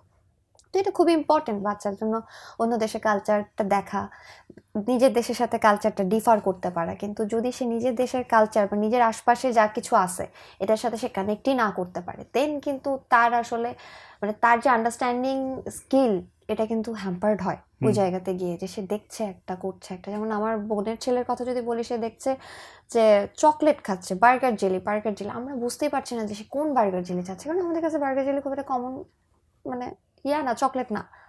তো এই যে ব্যাপারগুলো, সে যখন দেখতেছে যে না বার্গার জেলি এখানে নাই, সে আমাকে বলতেছে, আমি তখন চিটাগংয়ে থাকি, সে বলতেছে যে সে মনে করে যে চিটাগং হচ্ছে ঠাকুরগাঁও, চিটাগং সে মনে করছে বিদেশে। বিদেশ থেকে আমার জন্য তাহলে ওই চকলেটটা নিয়ে আসো, এটা তো বিদেশে পাওয়া যায়, যেহেতু আমি ইউটিউবে দেখছি।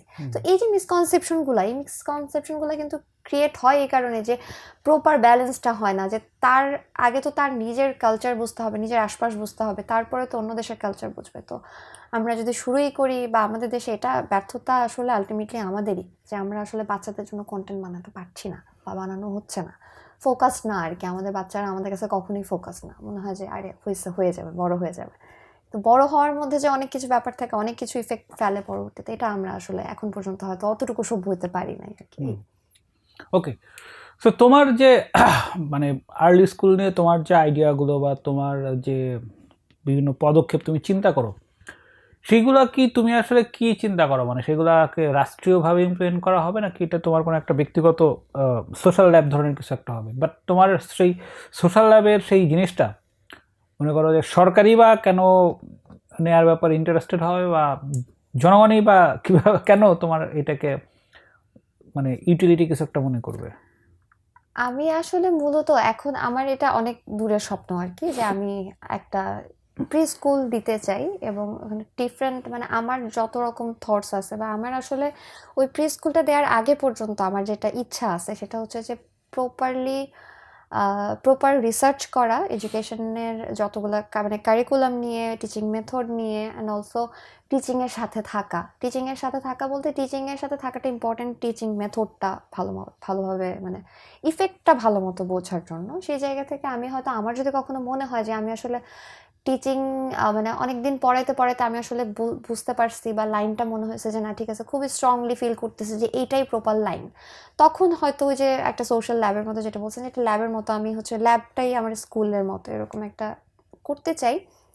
তারপরে সেটা আসলে ডিপেন্ড করবে যে আমার ওই সময়ের যে ফিলোসফিটা নিয়ে, বা যেটাকে আমি খুবই স্ট্রংলি মনে হচ্ছে যে বিলিভ করতেছি যে এরকমভাবে কাজ করলেই অ্যাকচুয়ালি বাচ্চাদের এটা হবে, আমি তখন আগাবো। এবং তখন যদি আমার ওই থটস যদি আমার পরে ভুল প্রমাণিত হয়, তাহলে আমি হয়তো আবার এক্সপেরিমেন্ট করবো। মানে ব্যাপারটা হচ্ছে আমি ওই ট্রায়াল অ্যান্ড এররের দিক থেকেই আমি আস্তে আস্তে করে আগাইতে চাই। যদি এমন মনে হয় যে না ঠিক আছে, ট্রায়াল অ্যান্ড এরর করতে করতে আমি একটা ফাইনাল ডেস্টিনেশনে পৌঁছে গেছি যেটা আসলে খুবই ইফেক্টিভ হচ্ছে, দেন হয়তো আমার চেষ্টা থাকবে যে এটাকে আরেকটু ব্রডার ওয়েতে যাওয়ার। তবে বাংলাদেশের পলিটিক্যালি যেই সিচুয়েশন এবং পলিটিক্সের সাথে এডুকেশনাল, মানে এডুকেশনাল যেই প্ল্যাটফর্মটা আছে এটার সাথে যেরকম কানেকশন, সে কানেকশনের জায়গা থেকে যদি তখনও মনে হয় যে এইগুলোর মধ্যে আমি ঢুকতে চাই না, মানে আমার ভিশন খুবই সিম্পল, এবং আমি আসলে চাই, স্টাডি করতে চাচ্ছি। আমার মূল ফোকাসটা কিন্তু এই জায়গায় স্টাডি করতে চাওয়া, জানতে চাওয়া, বুঝতে চাওয়া। এরপরে সেকেন্ড পারপাসটা হচ্ছে যে মানুষের জন্য সেটা ইমপ্লিমেন্ট করা। সো আমার ফার্স্টের দিকে প্রায়োরিটি বেশি থাকবে। ঠিক আছে, তাহলে আমি আরও প্রিসাইজলি প্রশ্নটা করি যে বুঝতে চাওয়া যে ব্যাপারটা, মানে এইটা তো এটা একটা উপলব্ধির ব্যাপার, মানে ঠিক তোমার মনে হয় ঠিক কি কি সিনারিও হইলে বা কি কি রিসোর্স পাইলে তোমার মনে হবে যে তুমি ব্যাপারটা আসলে বুঝতে পারছো। সো তোমার বুঝতে পাওয়ার ব্যাপারটার যদি একটা খসড়া আমি জিজ্ঞেস করি, সেই খসড়াটা আসলে কীরকম?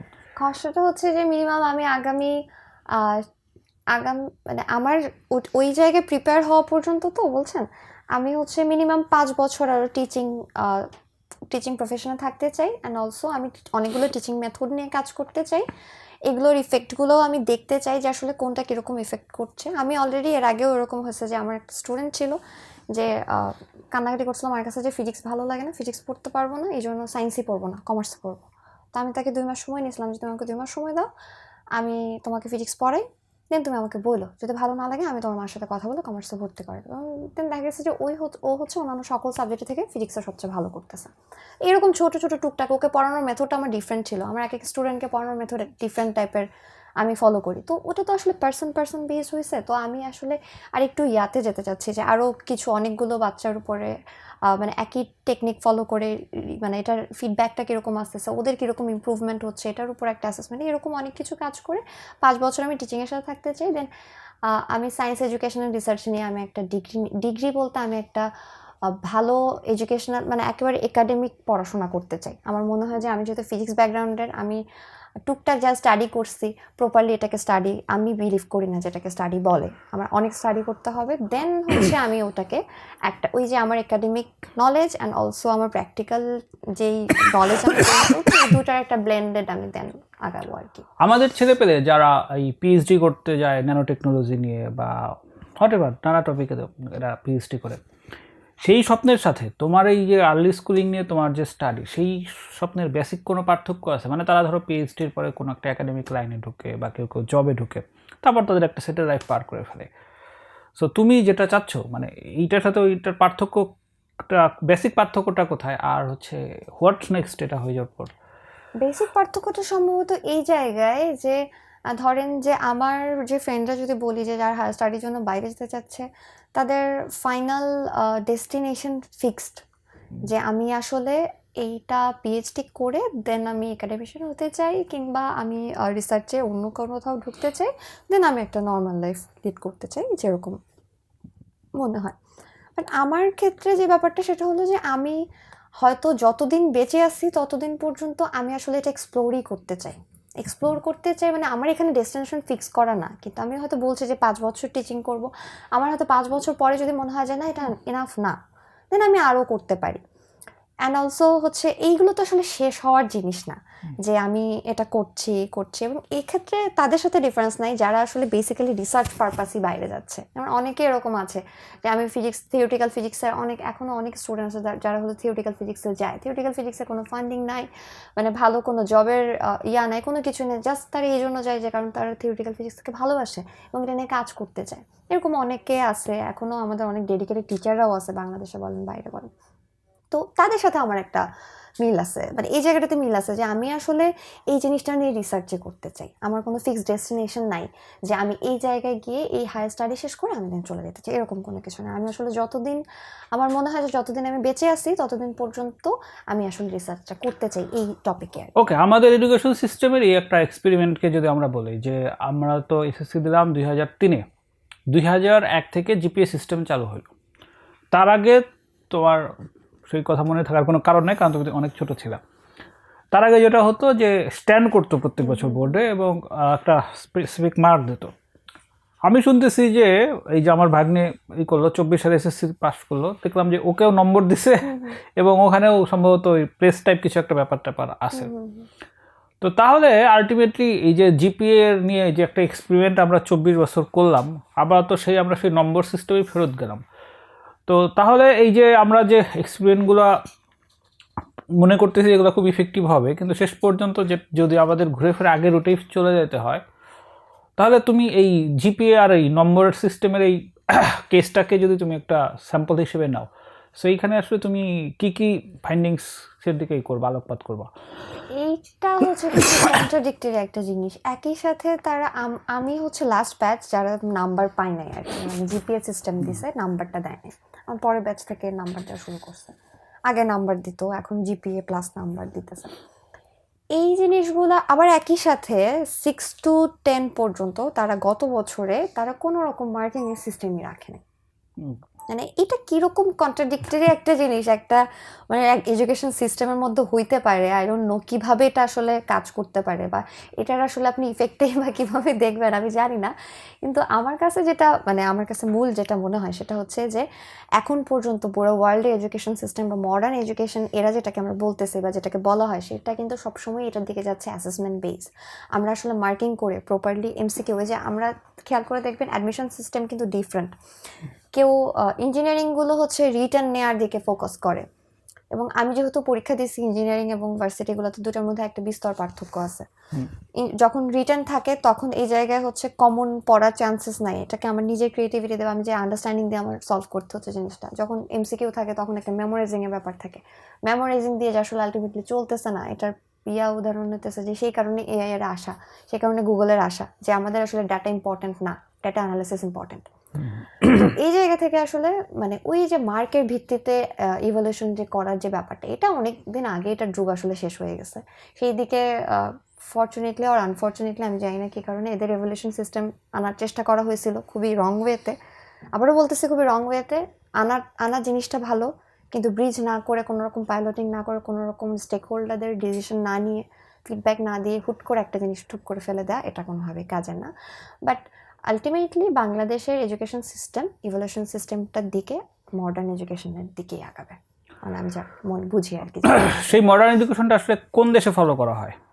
এটা তো হচ্ছে আপনার এখন ইউরোপিয়ান মোটামুটি ম্যাক্সিমাম কান্ট্রিতেই ফলো করা হয়, যেমন ধরেন নরওয়ের কথা যদি বলেন হচ্ছে। বাট আমার কাছে যেটা মনে হয় না, আমার কাছে যেটা মনে হয় যে ইউরোপিয়ান মডেলগুলা দেওয়ার ক্ষেত্রে একটা বড় প্রবলেম হচ্ছে যে ইউরোপের অনেকগুলা দেশ মিলেও হয়তো 5-10 কোটি জনসংখ্যা হবে না।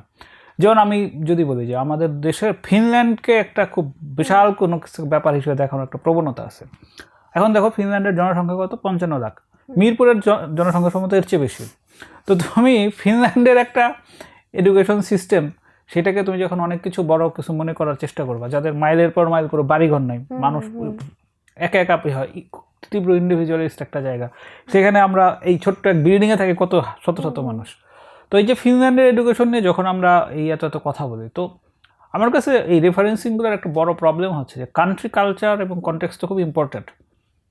তো আমরা যখন এই যে মডার্ন এডুকেশন বলতেছি বা এই যে অ্যাসেসমেন্টের যে কথাগুলো বলতেছি, এইগুলো ওয়েস্টার্ন থেকে যখন আমরা জাস্ট এই আইডিয়াটা কপি করে বা কিছুটা ইম্প্রোভাইজ করে অ্যাপ্লাই করার চেষ্টা করি, সেটা যে ফেল করবে এটা তো বেশিরভাগ ক্ষেত্রে সম্ভবত প্রচলিত। মানে তুমি কি আমাকে এরকম কোনো এক্সাম্পল দিতে পারো যে other than Bangladesh, under developed বা এই ধরনের পলিটিক্যালি আনস্টেবল দেশে অন্য কোনো একটা দেশের এডুকেশন সিস্টেম ফলো করে তারা খুব ডেভেলপ করে ফেলছে? লাইক তুমি যদি শ্রীলঙ্কাকে ধরো, শ্রীলঙ্কার এডুকেশন সিস্টেম কি ইউরোপের কোনো সিস্টেমের সাথে ম্যাচ করে না? ওরা নিজেরাই নিজেদের লোকালি করার চেষ্টা করে। ভুটানের এডুকেশন, না, ভুটানকে আমি কাউন্ট করতে চাই না, কারণ ভুটানের জনসংখ্যা 8 লাখ। তো আমার কাছে জনসংখ্যা খুব ইম্পর্টেন্ট ব্যাপার। মানে 8 লাখ দেশের একটা ওটা তো মানে আমাদের শ্যামলী মোহাম্মদপুরে তো 8 লাখের বেশি মানুষ থাকে, তাই না? না এটা ইম্পর্টেন্ট, ডেনসিটি অবশ্যই ইম্পর্টেন্ট, এবং এভলিউশনের জন্য এটা আরো বেশি ইম্পর্টেন্ট।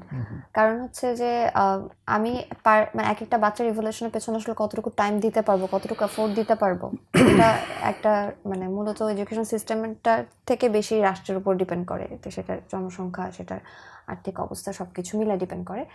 বাট এইখানে হচ্ছে যে আমি যেটা বলতে চাচ্ছি সেটা হলো যে শুধু ইউরোপিয়ান এরকম না, ইউরোপিয়ান বলবেন, আমেরিকান সিস্টেম যদি বলেন, ব্রিটিশ সিস্টেম যদি বলেন, সবগুলোতে ইভলিউশনের ব্যাপারটা হচ্ছে কেন অ্যাকচুয়ালি ওই ইভলিউশন সিস্টেম থেকে আস্তে আস্তে এদিকে আসতেছে। কারণ ওই যে একই কথা বললাম যে আপনি তো সিজিপিএ 3.7 কাউকে নিচ্ছেন, আপনার অফিসে নিচ্ছেন, কিন্তু আপনি তাকে দিয়ে কাজটা করাতে পারতেছেন না। সে তার 2টা জিপিএ আছে, মানে তার রেজাল্ট মানে আউটস্ট্যান্ডিং, কিন্তু আপনি তাকে দিয়ে করাতে পারছেন। এরকম অসংখ্য দেখা যায়, স্পেসিফিক্যালি পাবলিক বিশ্ববিদ্যালয়গুলোতে খুব ভালো রেজাল্টের টিচারদের নিয়োগ দেওয়া হচ্ছে, যদিও ওই নিয়োগের মধ্যে দুর্নীতির ব্যাপার স্যাপার থাকে। যাই হোক, রেজাল্ট খারাপ কাউকে তো নেওয়া হচ্ছে না, রেজাল্ট ভালো নেওয়া হচ্ছে। তারপরও তারা কেন পাবলিক ইউনিভার্সিটিগুলোর মধ্যে টিচিংয়ের এইরকম অবস্থা? হ্যাঁ, এটা তো একটা কোয়েশ্চেন থাকে। তো এই জিনিসগুলো হচ্ছে যে এইটাই, যে কারণ হলো এই জিপিএ সিস্টেম বা এই মার্কিং সিস্টেম এক্স্যাক্টলি কাউকে প্রপারলি তার এডুকেশনাল কোয়ালিফিকেশন জাজ করতে পারতেছে না। এটা আপনার আলটিমেটলি লাগবে, এটা কখন লাগতেছে আপনার চাকরির জন্য তো আমরা আগে রেজাল্ট দেখতেছিলাম। না Stand আমি করতেছে আমি কিনা? তো আমার প্রশ্নটা আমি সেটাই বলার চেষ্টা করতেছি যে পারতেছে এরকম লাইক নাইজেরিয়া বাংলাদেশের সাথে অনেকটা ওই ধর্মীয় বা জনসংখ্যার দিক থেকে নাইজেরিয়া একটা ভালো স্যাম্পল হতে পারে। কলম্বিয়ার ক্ষেত্রে কিছুটা দেখছি যে কলম্বিয়াতে, কলম্বিয়া তো মানে আফ্রিকান দেশ না। না আফ্রিকান না, হুম হুম কিন্তু কলম্বিয়ার ইকোনমিক কন্ডিশন তো খুব একটা ভালোও না, এবং বেশ সার্ভাইভ করা জনগোষ্ঠী আর কি, গণহত্যার আরও ব্যাপার স্যাপার আছে। তো এখানে আমি আসলে যেটা আমি বলতেছি না যে আজকালকের মধ্যে বা পরে সরকারকে ইভ্যালুয়েশন সিস্টেম চেঞ্জ করে ফেলতে হবে, যদিও গত বছর নতুন মানে আওয়ামী লীগ সরকার ইভ্যালুয়েশন সিস্টেম পুরোটাকে চেঞ্জ করে ফেলতে চাইছিল একদম আসমান থেকে পড়ে আসা দুধের মতো, এটা কোনোভাবে সম্ভব না। এটার জন্য আমি আবার একই কথা বলবো যে আমাদেরকে প্রপার স্টাডি করতে হবে। আমি তো তোমাকে এই ব্যাপারে শুরুতেই বলছি যে যেটাকে আমরা প্রবলেম বলতেছি সেইটাই যে আসলে আমাদের সলিউশন, এই ব্যাপারটা কেন তুমি অ্যাড্রেস করতেছো না? মানে তুমি বলতেছো স্টাডি করতে হবে, এটা এমন কেউ আছে যে জানে না যে স্টাডি করতে হবে? না, স্টাডি করতে হবে বলতে আমি আসলে যেটা মানে যেই আলাপটা করতে চাচ্ছি খুব সম্ভবত একটু স্পেসিফিক হলে জিনিসটা বেটার হয়, সেটা হলো যে আপনি বলছেন তো যে এটা প্রবলেম, এটাই হচ্ছে এই অঞ্চলের সলিউশন আর কি, যে এইভাবে করলে এই জিনিসটা মানে সবচেয়ে বেশি ফ্লেক্সিবিলিটি পাচ্ছে আর কি, বা এইভাবেই ওয়ার্কআউট করতেছে। কিন্তু এই যে বলতেছি যে এইভাবে তো এইটা যদি সলিউশন হতো তাহলে তো মানে এটা কোম্পানিগুলোর জন্য মানে কোম্পানিগুলো যেহেতু ভালো কামলা লাগে না বা খুব স্কিলড কামলা লাগে না, তাহলে কোম্পানিগুলো তো এটার জন্য খুব একটা, কিন্তু তারপরেও কি হচ্ছে, তারপরে বেকার থাকতেছে, বেকার থাকাটাই স্বাভাবিক, কারণ হচ্ছে তাদেরকে নেওয়ার মতো সক্ষমতা নেই, কিন্তু তারপরেও কিন্তু কোম্পানিগুলো হচ্ছে তাদের এমপ্লয়ীদের শর্টেজে আছে, যে তাদের এমপ্লয়ার প্রপারলি না মানে প্রপারলি স্কিলড না, তারা বুঝতে পারতেছে না কিভাবে তাদেরকে করবে, তাদের জনশক্তির অবস্থা মানে এটা এর আগেও মানে হচ্ছে বলতেছিল যে ফয়েজ ভাই একদিন বলতেছিলেন যে উনি প্রধান উপদেষ্টার কার্যালয়ে জয়েন করছেন, 2 মাস হয়ে গেছে উনি ল্যাপটপ পাচ্ছেন না, একটা ল্যাপটপ ইস্যু করতে অনেকগুলো ঝামেলা হয়ে যাচ্ছে। তো এইরকম ব্যাপারগুলো আর কি, তো এটা তো সাফার করতেছে আসলে। তার মানে প্রবলেমটা যদি নিজের সলিউশন হইতো তাহলে তো এই মানে একেবারে হাই সোসাইটি থেকে যারা আছে তাদের তো এই প্রবলেমগুলো ফেস করার কথা ছিল না, কিন্তু সিইওরা তো এই প্রবলেম ফেস করতেছে যে তারা প্রপার এমপ্লয় পাচ্ছে না, তাদের দরকার আছে তো। হ্যাঁ দরকার আছে, এই ব্যাপারে তো কোনো সন্দেহ নেই। যদি এমন হতো যে বাইরে থেকে তারা হচ্ছে মানে বড় পজিশনে কিছু লাগবে, বাকিগুলা ওই ফ্যাক্টরির মতো, যে এখানে কোনো কোয়ালিটি মেনটেন করা হচ্ছে না, শুধু ফ্যাক্টরি চলতেছে, ফ্যাক্টরি চলবে, ফ্যাক্টরিতে যা ইনস্ট্রাকশন দেওয়া হবে সেটা কাজ করবে, এর বাইরে তোমার আর কিছু জানা লাগবে না। যদি শুধুমাত্র এই বেসড হইতো বাংলাদেশে পুরা সবকিছু, বাংলাদেশের ইকোনমির প্রধান দুইটা সোর্স কি? হ্যাঁ, প্রধান দুইটা সোর্স কি এখন একটু নড়বড়ে না? সেটাই বলতেছি যে বাংলাদেশের ইকোনমির প্রধান দুইটা সোর্স কি? হ্যাঁ, এই যে তো সেইখানে কি কথা বলছেন সেটা কি একটু নড়বড়ে সিচুয়েশন না? বাংলাদেশকে কি সামনে আসলে আগামী 10 থেকে 15 বছরের মধ্যে, মানে বলছি আর কি মিনিমাম 10 থেকে 15 বছরের মধ্যে তার কি গার্মেন্টসের অল্টারনেটিভ একটা নিতে হবে না? হ্যাঁ, এগুলো সবই তো ফিলিপাইন আর ভিয়েতনামে চলে যাওয়ার কথা। হ্যাঁ, যাচ্ছে। সো লাগবে না তো, তখনও তো তার স্কিলড এমপ্লয়ি লাগবে, স্কিলড এমপ্লয়ি লাগবে, যতটুকুই লাগুক তাকে তো এটা বানাইতে হবে। সেটা যদি সে মানে আমি যদি বলি যে আমার মতো করে যেভাবে বলতেছে যে সর্বস্তরে মানুষজন নিয়ে গবেষণা করে অনেক ভালো কাজ করতে হবে, সেটা না করলেও অন্তত একটা ফিক্সড পার্সেন্ট তো লাগবে, সেই জায়গাটা তো তার ইমপ্লিমেন্টেশন করতে হবে। দ্যাট মিনস প্রবলেমটা আসলে মানে প্রবলেমের সলিউশনটাই হচ্ছে আপনার একই জিনিস না আর কি, মানে প্রবলেমটা নিজেই সলিউশন হয়ে গেছে ব্যাপারটা এরকম না। এখন হয়তো মানে এতদিন পর্যন্ত মানে ধরেন যে যদি বলি যে চেষ্টা করা হয়েছে এই প্রবলেমটাকে সলিউশন বানানোর, কিন্তু এটা আসলে ওয়ার্কআউট করে নাই আলটিমেটলি। হ্যাঁ, ওয়ার্কআউট করে নাই, তারপর কোনো একটা ক্যাটাস্ট্রফি হবে, আর এরপরে রিস্ট্রাকচার হবে। তো আলটিমেটলি তুমি যদি দেখো এই বাংলা তো আসলে সবচেয়ে বেশি বিদ্রোহ প্রবণ এলাকা, সবচেয়ে বেশি বিদ্রোহ হয়েছে, বিদ্রোহ হয় আবার হয়। তো আমার যেটা মানে মনে হয় যে আমাদের আসলে একটা লেভেল আছে, সো কি হয় আমরা ওই সিসিফাসের মতো ওই লেভেলে আবার ভেঙে পড়ি, আবার ওই সিসিফাসের মতো ওই জায়গায় যাই। এনিওয়ে, তুমি নিশ্চয়ই সোহাগ ভাইকে চেনো, উদ্ভাসের সোহাগ ভাই। সোহাগ ভাইয়ের শিক্ষা নিয়ে একটা বিখ্যাত লেকচার আছে, উনি যে কোনো উদ্ভাসের যে কোনো মোটিভেশন সেশনে বা টিচার্স রেক্রুট যে কোনো জায়গায় ওই লেকচারটা উনি দিত। আমি ওনার সাথে যে 8 বছর ছিলাম, এই লেকচার আমি মিনিমাম 8 বছরে 20-30 বার শুনছি, যে শিক্ষার মূল উদ্দেশ্য হচ্ছে 4টি করা, কি বলে লেগে থাকার মানসিকতা তৈরি করা, তারপরে হচ্ছে আর কি জানি ভুলেও গেছে, অনেকদিন আগের কথা তো। তো আমার কথা হচ্ছে যে উনি যেটা বলার চেষ্টা করতেছিল যে আমাদের অধিকাংশ জিনিসই তো কোনো কাজে লাগে না, তারপরেও মানে ফিজিক্সের কোন জিনিসটা আমাদের রিয়েল লাইফে কাজে লাগে এগুলা বলতেছে। তারপরেও কারণ হচ্ছে যে এগুলাতে তার মধ্যে ধৈর্য, তারপরে হচ্ছে এই আরও কী কী যেন স্কিল সেগুলো তৈরি করা হয়। সো মানে এই আলাপটা এই কারণে দিচ্ছি যে শিক্ষার যে উদ্দেশ্য উনি ওনার মতো ইন্টারপ্রেট করছে। তো তুমি শিক্ষার যে উদ্দেশ্যটাকে আসলে কীভাবে ইন্টারপ্রেট করো? যদি একটু সোহাগ ভাইয়ের কথা বলি বা এই টাইপের প্রতিষ্ঠানগুলোর কথা বলি, সেক্ষেত্রে আমার কাছে সবসময় মনে হয় যে এই যে মানে এটা এই কথার আমি কড়া বিরোধিতা একেবারে শুরু থেকে করে আসতেছি। ম্যাথ একটা natural language, physics or science একটা মানে ন্যাচারাল, এটাকে আমি ন্যাচারাল ল্যাঙ্গুয়েজ না বললেও ফিলোসফিক্যাল জায়গা থেকে অনেক কিছুর সাথে এটা কানেকশন আছে। আমি যখন ইন্টিগ্রেশন পড়াতে যে বলবানকে বা এত বছর পর ইঞ্জিনিয়ারিং শেষ করার পর তাদের কাছে মনে হয় আমি ইন্টিগ্রেশন করে কি করলাম, এত কিছু শিখে কি করলাম, তারা জানেই না। ব্যাপারটা হচ্ছে এইটা যে আমরা রিলেট করাতে পারতেছি না, আমরা যেটা রিলেট করাতে পারতেছি না আমি সেটাকে নাম দিচ্ছি যে তাহলে তোমাকে এটা শিখবে কারণ এটা তোমার ধৈর্য না, জেনারেল রিলেটিভিটি ধৈর্য বাড়ানোর জন্য না, হ্যাঁ স্পেশাল রিলেটিভিটি ধৈর্য বাড়ানোর জন্য না, এগুলো নেচার থেকে স্টাডি করে বানানো হয়েছে। এবং এই জার্নিটার সাথে যদি যুক্ত হওয়া যায় যে কিভাবে আসলে আইনস্টাইন কোন কোন ধাপে স্টেপিং করে জায়গাটা, আসলে এটা খুবই ইন্টারেস্টিং এবং এটা খুবই সেন্স মেক করে। মানে এটা এরকম কোনো কিছু না যে এটা খুবই কঠিন জিনিস, আমরা এমন কোনো কিছু নিয়ে স্টাডি করি না যেটা আমাদের লাইফে লাগে না, স্টাডি সেটা নিয়ে করা হয় যেটা আমাদের লাইফে দরকার হয়। সো এডুকেশন পারপাসে যা কিছু আছে কোনোটাই আমাদের দরকার নেই এরকম কোনো। হ্যাঁ, তাহলে জসীমউদ্দিনের কবিতা যখন তুমি ক্লাস 7 বা 8 মুখস্থ করছো, ওটা তোমার এখনকার জীবনে কি কাজে লাগে? মানে মূল আর্গুমেন্ট তো আসলে এইসবই হয়।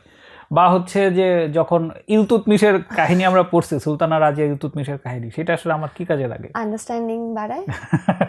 আমি যদি বলি আমার কবিতার কথা আমার খুব মানে মনে হচ্ছে এটা পার্সোনাল কিছু এক্সপিরিয়েন্স শেয়ার করি।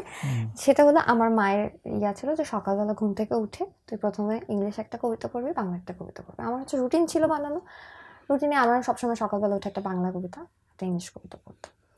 এবং আমি ফর্চুনেটলি হয়তো মানে একটু প্রিভিলেজ ফ্যামিলি থেকে বিলং করার কারণে আমার জিনিসগুলো আমার উপরে হচ্ছে খুব একটা চাপ দিয়ে মুখস্থ করার ব্যাপার আসেনি, আমার কাছে হচ্ছে জিনিসটা বুঝার ব্যাপার আসছে। আমি ছোটোবেলা আমার এখন কবিতাটার নাম মনে করতে পারি না, আমার মেমোরির অবস্থা খুব একটা ভালো না, কিন্তু সন্ধ্যার মানে ইয়াদে কনসেপ্ট দিয়ে একটা কবিতা পড়ছিলাম যে আজান দেওয়ার সময় সন্ধ্যা যখন হয় তখন চারদিক যখন শান্ত হয়ে যায় তখন কীরকম একটা ভার মনের মধ্যে আসে। খুবই ছোটোবেলায় ওই কবিতাটা পড়ছি আমি, বাট আমার এখন পর্যন্ত আমি কবিতাটার নামও মনে করতে পারছি না, কে লিখছে সেটাও বলতে পারতেছি না, বাট আমি এটা রিলেট করতে পারি। আমার কাছে এই যে ভিউ, এই যে সন্ধ্যা দেখার যে ভিউটা, আমার কাছে সন্ধ্যা এখনও অনেক স্পেশাল। আমি যে কোনো সময় যদি মনে হয় যে আমি সন্ধ্যা টাইমটা ফ্রি আছে, আমি সূর্য ডোবা দেখতে চাই যে কোনো জায়গা থেকে। তো এই যে আমার কাছে এই যে সূর্য ডোবার সেই টাইমটা দেখার যেই মানে একটা, এটাকে আমি বলবো উইন্ডো, এটা একটা উইন্ডো আমার দিচ্ছে, সেটা দেখাইছে, এই ভিউটা আমাকে দেখাইছে, এটা তো আমি কবিতা থেকে পাইছি। এই জিনিসটা দেখা। এবং আমার তো ওই যে যেই মানুষটা ধরেন যে একটা ছোট্ট গ্রামে জন্মগ্রহণ করে দুনিয়া না দেখে মরে গেছে, সে মানুষটার কাছে দুনিয়াটা তার গ্রাম। ওই গানের মতো আর কি, যে আমার জানলা দিয়ে একটুখানি আকাশ দেখা যায়। তো এই জানলাটা আমি আমার লাইফের বা আমার যে ভিউজ বা আন্ডারস্ট্যান্ডিং যায় কিছু আমি এটা দিয়ে দেখাতে পারি, এটাকে আমি মনে করি আমার উইন্ডোতে যদি যে কোনো একটা কবিতা, একটা লাইন, একটা মানুষের কথা বা একটা ইনসিডেন্ট আমার যদি এখানে একটা ডিফারেন্ট ভিউ অ্যাড করে, এটা আমার আন্ডারস্ট্যান্ডিং ক্যাপাবিলিটি বাড়াচ্ছে। আপনি যদি ক্যাপিটালিস্ট ওয়ার্ল্ডের ইয়াতে বলেন, এটা হচ্ছে আমার আন্ডারস্ট্যান্ডিং এর স্কিল বাড়াচ্ছে। হ্যাঁ, আর একই সাথে আমি যদি ফিলোসফিক্যাল জায়গা থেকে বলি, আমার ফিলোসফিক্যাল জায়গা থেকে বলি, যেটা আমার উইন্ডো অ্যাড করতেছে, উইন্ডোতে ভিউজ অ্যাড করতেছে, যেটা আমার ইম্পর্টেন্ট। একটা জিনিস দেখে আমি হয়তো ওখান থেকে রিয়ালাইজ করছি যে আসলে এরকম হলে এরকম হয়, এটা আমি অন্য জায়গায় ইমপ্লিমেন্ট করতে পারতেছি। ওকে, আমি যে জিনিসটা অনেকক্ষণ আগে জিজ্ঞেস করবো বলে ভাবতেছিলাম কিন্তু অন্য কথার প্রসঙ্গে এটা আসে নাই। এই যে সালমান খানের যে একটা ছিল, মানে স্কুল ছিল খান ফাউন্ডেশন, ওই ধরনের ইয়েতে তো প্রচুর এরকম স্কুলিং করা হয়, মানে কন্টেন্ট বানানো হয়, বা সোহাগ ভাইদের অন্যরকম পাঠশালা বা 10 মিনিট স্কুল, এরাও তো নিজেদের মতো করে নানা ধরনের কন্টেন্ট নিয়ে বা লার্নিংয়ের জন্য চেষ্টা করে। তো সেক্ষেত্রে এই ধরনের চেষ্টাগুলা দিয়ে কি ওই গ্যাপটা পূরণ করা সম্ভব না, যেহেতু এখন নেটের অ্যাক্সেসটা অনেক বেশি হয়ে গেছে? নাকি তুমি চাচ্ছ যে সব স্কুল একদম সরকারিভাবেই ওই মেথডে আগায় যেতে হবে এবং সেইটার জন্য যে পুরো প্রসেসটা এবং যত বড় কর্মযজ্ঞ সেইটা আসলে সেই পাইলটিংটা কীভাবে করবে এবং পুরো জিনিসটা চেঞ্জ? মানুষ তো আসলে সবচেয়ে বেশি ভয় পায় তো আসলে চেঞ্জ। তুমি যদি এখন আমাকে বলো যে হিমালয় ভাই আপনার কথাবার্তা আসলে বেশি রুড হয়ে যায়, আপনি একটু সফট হয়ে গেলে ভালো, আমি তো চেঞ্জ হইতে পারবো না। তোমাকে আমি বললাম যে নিতু তুমি এই যে তোমার কিছু মনে থাকে না, তুমি এই জিনিস করলে তোমার মনে থাকবে, বা এই হ্যাবিট যদি চেঞ্জ করো তোমার মনে থাকবে, তুমি পারবা না তো। সো সেক্ষেত্রে এই এত লাখ লাখ কোটি কোটি স্কুল, কোটি কোটি মানুষ, তুমি যখন এই জিনিসটাকে চেঞ্জের কথা বা মোটিভেশনের কথা বলবা, সেটাও তো একই রকম ব্যাপার। তাহলে এই তখন যে কুমনের কথা বলতেছিলাম সেটার মতো এই সোহাগ ভাইদের অন্যরকম পাঠশালা বা 10 মিনিট স্কুল, ওরা কি এই জায়গাটাতে কোনো রোল প্লে করার সুযোগ আছে, যেহেতু নেটের ব্যাপারটা? এটা তো আফটার স্কুল বেসিক্যালি, এরা যত না ধরো সোহাগ ভাইরা চিন্তা করলো আমি এখন থেকে ই করবো, আর্লি স্কুল নিয়ে কাজ করবো। আয়মান সাদিক ডিসাইড করলো যে ওর 10 মিনিট স্কুলে 3-4 পোলাপানের জন্য কন্টেন্ট বানাবে। তো আমি বলতেছি এরা ওই জায়গাটায় যাওয়ার মতো আছে নাকি? তো ওই মানে বাকি প্রশ্ন তো করছি অলরেডি। আচ্ছা, আমার কাছে মনে হয় যে এরা তো বেসিক্যালি আফটার স্কুল কন্টিনিউ, মানে আফটার স্কুল বলে নিজেদেরকে ওভাবে প্রেজেন্ট করা হয়েছে বা ওইভাবে কাজ করে, সেক্ষেত্রে তাদের কাজের জায়গা আছে। কোন জায়গাটা থেকে? এই যে ব্রিজটা করা, মানে এই ব্রিজিংটা কিন্তু খুবই ইম্পর্ট্যান্ট। এখন নেটের অ্যাক্সেস আছে, এখানে আবার আরও কিছু ব্যাপার আছে যে আপনার নেটের অ্যাক্সেস থাকলেও নেটের অ্যাক্সেস আসলে একেবারেই প্রপারলি আসলে দেশের কতটুকু জনগোষ্ঠী পাচ্ছে এটাও ইম্পর্ট্যান্ট, এবং এইটা দিয়ে আপনি আসলে কতটুকু ভ্যালু অ্যাড করতে পারতেছেন সেটাও ইম্পর্ট্যান্ট। সেটার জন্য এরা আমার কাছে মনে হয় অন্যরকম পাঠশালা, এটা আমাদের সময় ছিল এবং এটা আমরা বেশ এনজয় করছি। তারপর মজার স্কুল নামে মনে হয় একটা ছিল না, মজার স্কুল তো ওটা তো আরিয়ান আরিফের, তো পরশুদিনে কাজ করে, ওটা আলাদা না। মজার স্কুল, আচ্ছা আমি মনে হয় নামটা ভুলে গেছি। এরকম আর কি অনেকগুলো যেগুলো আফটার স্কুল আছে, আফটার স্কুলগুলো অবশ্যই কাজ করার গ্রাউন্ড আছে, এবং তারা এই যে আমি যে এক্সপেরিমেন্টগুলোর কথা বলতেছি, আমি যে টেকনিকগুলোর কথা বলতেছি, এই জিনিসগুলো পাইলটিং আসলে তারাই খুব ভালোভাবে প্রপারলি করতে পারে। এখন তাদের যদি ইন্টেনশন থাকে প্রপারলি যে এডুকেশন সিস্টেম নিয়ে কাজ করে, এডুকেশন সিস্টেমের ব্রিজ বানাইতে হেল্প করার, তাহলে তারা এই রোলটা প্লে করতেই পারে। এবং এই রোলটা আসলে আমার কাছে মনে হয় যে এডুকেশন একজন মানে শিক্ষামন্ত্রীর যে গ্র্যাভিটি এই দেশের মধ্যে, ধরেন নতুন শিক্ষামন্ত্রী বা শিক্ষা উপদেষ্টা যারা আছে তাদের যে গ্র্যাভিটি, তার থেকে আমার মনে হয় যে এই যে সোহাগ ভাইয়ের কথা বলেন বা আয়মান সাদিকের কথা বলেন বা যে মানে আফটার স্কুলগুলো আছে কুমনের কথা বলেন, এদের কিন্তু জনপ্রিয়তা বেশ ভালো, মানে অন্তত শিক্ষামন্ত্রীর ইয়ার তুলনায় বেশ ভালো। সো দ্যাট মিনস যে এটা আসলে তাদের ইফেক্টটা আছে সোসাইটিতে। তো তারা যদি প্রপার ইন্টেনশন নিয়ে আসলে এটাকে একেবারেই মিশন ধরে আগাইতে চায়, আমার মনে হয় যে তারা বেশ ভালো কাজ করতে পারে। তাতে শিক্ষা ব্যয় বেড়ে যাবে না? ধরা যাক এই যে যে যে এটা যে অভিভাবকটা কুমনে দেয় বা অ্যাবাকাসে দেয়, তার তো রেগুলার স্কুলের পাশে এটা দিতেও তার একটা শিক্ষা ব্যয় বেড়ে যাচ্ছে, তাই না? হ্যাঁ, শিক্ষা ব্যয় বেড়ে যাচ্ছে এখানে। যেমন ধরেন 10 মিনিট স্কুল বলেন বা অন্যান্য, হ্যাঁ উদ্ভাসের ব্যাপারটা হচ্ছে ডিফারেন্ট, যে এরা হচ্ছে উদ্ভাসটা আলাদা কিছু না, ওরা তো একটা নরমাল কোচিং সেন্টার এসব। তো এইখানে হচ্ছে তারা তো কিছু কোর্স, এখানে তো 2টা ক্যাটাগরি আছে এখন পর্যন্ত 10 মিনিট স্কুল আমার যতটুকু জানার। ফ্রিতে ক্লাস হয়, কিছু টপিকে ফ্রিতে ক্লাস হয়, কিছু তো পেইড। তো এই জায়গা থেকে পেইডের যে পোর্শনটুকু তারা রাখছে, বা কুমনের কথা যদি বলেন যে কুমন তো ফুললি পেইড, যারা হচ্ছে পে করতে পারে তারা ইয়া করে। তো কুমনের ইয়াটাও কিন্তু এরকম যে যারা মনে করে যে আমার বাচ্চা ম্যাথে বা ইংলিশে ভালো না, বা আমি তাকে ভালো করতে চাই, সেই জায়গায় কিন্তু তাকে দেয়, কারণ আমার ওই স্কুলটা তার স্পেশাল কেয়ারটা নিতে চাচ্ছে না। কুমন কিন্তু স্পেশাল কেয়ারের জন্য হচ্ছে। আর আপনার এই যে অন্যান্য যে প্ল্যাটফর্মগুলোর কথা বলছি, সেই প্ল্যাটফর্মগুলো তাদের ব্যবসার ব্যাপার আছে, তাদের আরও অনেক কিছু চালানোর ব্যাপার আছে, ওকে, বাট তারা তো বেসিক কিছু জায়গায় হচ্ছে ফ্রি ক্লাস, বেসিক কিছু ইয়া তো করতেই পারে, কর্মশালা তো করতেই পারে। এটা হচ্ছে আপনার আরও কিছু কোম্পানি আছে যারা এরকম অনেকগুলো কর্মশালা করতেছে এবং করার চেষ্টা করতেছে অ্যাকচুয়ালি, যে প্যারেন্টিংয়ের ব্যাপারটাকেও খুব ইম্পর্টেন্ট করে তোলা হয়েছে কিন্তু রিসেন্ট টাইমের মধ্যে। আগে কিন্তু প্যারেন্টিং যে কী জিনিস, এটা আমরা আমাদের বাবা মাকে কোনোদিন ছোটোবেলায় বলতে পারিনি যে আরে তুমি প্যারেন্টিং জানো না, এটা কোনো বলতে পারি না, আমরা জানি না প্যারেন্টিং কি। তো এখন এই জিনিসগুলো থেকে ফোকাস করা হচ্ছে, গুড সাইন এটা। বাট এদের কাজ করার জায়গাটা আসলে আছে, এবং এদের কাজ করার জায়গাটা আছে, আবার একই সাথে এটা হার্মফুলও হইতে পারে। এটা ইম্পর্ট্যান্ট বোঝা যায় আসলে কখন আমি কোন দিকে মুভটা নিলে আমার আসলে জিনিসটা হার্মফুল হয়ে যাচ্ছে, এবং ক্লাসিফিকেশনের যে জায়গাগুলো এগুলোকে আরও বড় স্পেস ক্রিয়েট করতেছে। তো সেই জায়গাতে আমার কাছে মনে হয় যে এটার সাথে গভর্নমেন্ট রিলেটেড তখন যে এডুকেশন প্রোগ্রামগুলো যাবে তার সাথে মার্চ করে ব্রিজের জন্য মিনিমাম এফোর্টটুকু এই কোম্পানিগুলো আসলে দিতেই পারে তাদের প্রপার ইন্টেনশন সহ, কারণ আলটিমেটলি তার এডুকেশন প্ল্যাটফর্ম নিয়ে কাজ করতেছে। আর্লি এডুকেশন হোক, সেটা প্রি স্কুলিং হোক, এই জায়গাগুলো প্রপারলি ডেভেলপ হলে তাদের কাজ করতে আরও সুবিধা হবে আর কি। আচ্ছা, এই যখনই এডুকেশন সিস্টেমের সমালোচনা করা হয়, দুনিয়ার সব এডুকেশন সিস্টেমের মানে ফর্মাল স্কুলিংয়ের মূল এটা হচ্ছে যে এখানে বাচ্চাদের ক্রিয়েটিভ অ্যান্ড কিউরিয়াস হওয়ার ক্ষেত্রে একটা বড় বাধা। ওকে, তো ক্রিয়েটিভ বাচ্চা বা কিউরিয়াস বাচ্চাদের আসলে বৈশিষ্ট্য কি, এরকম কোনো স্টাডি তোমার আছে? ক্রিয়েটিভ বাচ্চা বা কিউরিয়াস বাচ্চা, এটার জিনিসটা হচ্ছে, আমি আবার ওই তত্ত্বচানের ইয়ার কথাই বলবো যে ওইখানে আসলে এই ফিলোসফিটা এত চমৎকারভাবে দেওয়া হয়েছে, এবং বারবিয়ানা স্কুলেও সেম জিনিস, যে যেই বাচ্চাটাকে স্কুলে মানে তত্ত্বচান যখন অন্য একটা স্কুলে ভর্তি হচ্ছে তাকে স্কুল থেকে বের করে দেওয়া হয়েছে, বলছে তুমি অনেক দুষ্ট বাচ্চা, তোমাকে আসলে মেনটেন করা যাচ্ছে না, এই স্কুলে অন্যান্যদের ডিস্টার্ব করতেছো, তুমি যাও। এবং ওই জায়গায় যখন এই যে বাচ্চাদের কিউরিয়াসিটির ব্যাপারটা, এটা প্রত্যেক বাচ্চার মধ্যে আছে, ক্রিয়েটিভিটির জায়গাটুকু। মানে আমি যদি আরেকটু হলো ডিপ ডাউনে নিউরো সায়েন্সের দিকে যাই, হ্যাঁ নিউরোলজির দিকে যাই, তাহলে হচ্ছে যে এই যে বাচ্চাদের ব্রেনের বিকাশটা হয়, এই যে ধরেন আমাদের ব্রেনের মধ্যে সেল টু সেল তো আসলে ইলেকট্রিক যেই সিগন্যালগুলো পাস করে, ওই ইলেকট্রিক সিগন্যালগুলো তো পাস করে আয়নের থ্রুই, এবং ওই আয়নটা তো পাস করে ওই জায়গার যে কানেকশনটা, এই কানেকশনটা তো বিল্ড করতে দিতে হবে। কানেকশনটা বিল্ড না করলে, এটাকে যদি অ্যাক্টিভ না করা হয়, তাহলে তো তার ওই ক্রিয়েটিভিটির পোর্শনটুকু অ্যাক্টিভ হবে না। তো এটা অ্যাক্টিভ করার জন্য যদি আমি প্রপারলি কাজ করি, সে তার মতো করে গ্রো করতে পারবে। আমি যদি তাকে স্পেস না দিই, এটা আমি তাকে বলতে পারবো না যে ওই বাচ্চা ক্রিয়েটিভ না, ওই বাচ্চা হচ্ছে মানে ইমাজিন করতে পারে না, এরকম কোনো কিছু না। এটা জাস্ট ছোটোবেলায় গ্রুমিংয়ের কারণে এই ঝামেলাগুলো হয়। তো এই যে তুমি শিক্ষা নিয়ে এত কথা বলতেছো, এই যে তোমাকে যদি স্যাম্পল হিসেবে ধরি, বা সোহাগ ভাই, চমক ভাই, আইমান সাদিক, বা আমাদের বাইরের যে সমস্ত ছেলেপেলে পড়তে যায়, এরা অনেকেই পড়াশোনায় অনেক ভালো করে, এবং কেউ কেউ ওখানে ফ্যাকাল্টি হিসেবেও জয়েন করে। তো এগুলো তো সবাই ফল্টি সিস্টেমের মধ্যে দিয়েই বেড়ে উঠছে। তো তাহলে এই ফল্টি এডুকেশন সিস্টেম থেকে যদি এরকম ছেলেপেলে বের হয়, তাহলে এটাকে আসলেই ফল্টি বলা উচিত, নাকি তোমার মতে যে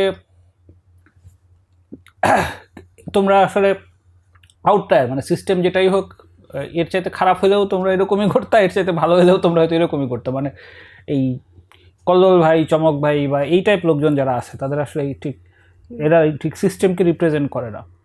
তো এই কথা দিয়ে কি তাহলে এই ফল্টি সিস্টেমকে তখন ই করা যায়, মানে দায় মুক্তি দেওয়া যায়, নাকি আমি এটা বলতে পারি যে সেক্ষেত্রে ফল্টি সিস্টেম এই কথাটাকেই বরং রিভিউ করার সুযোগ আছে?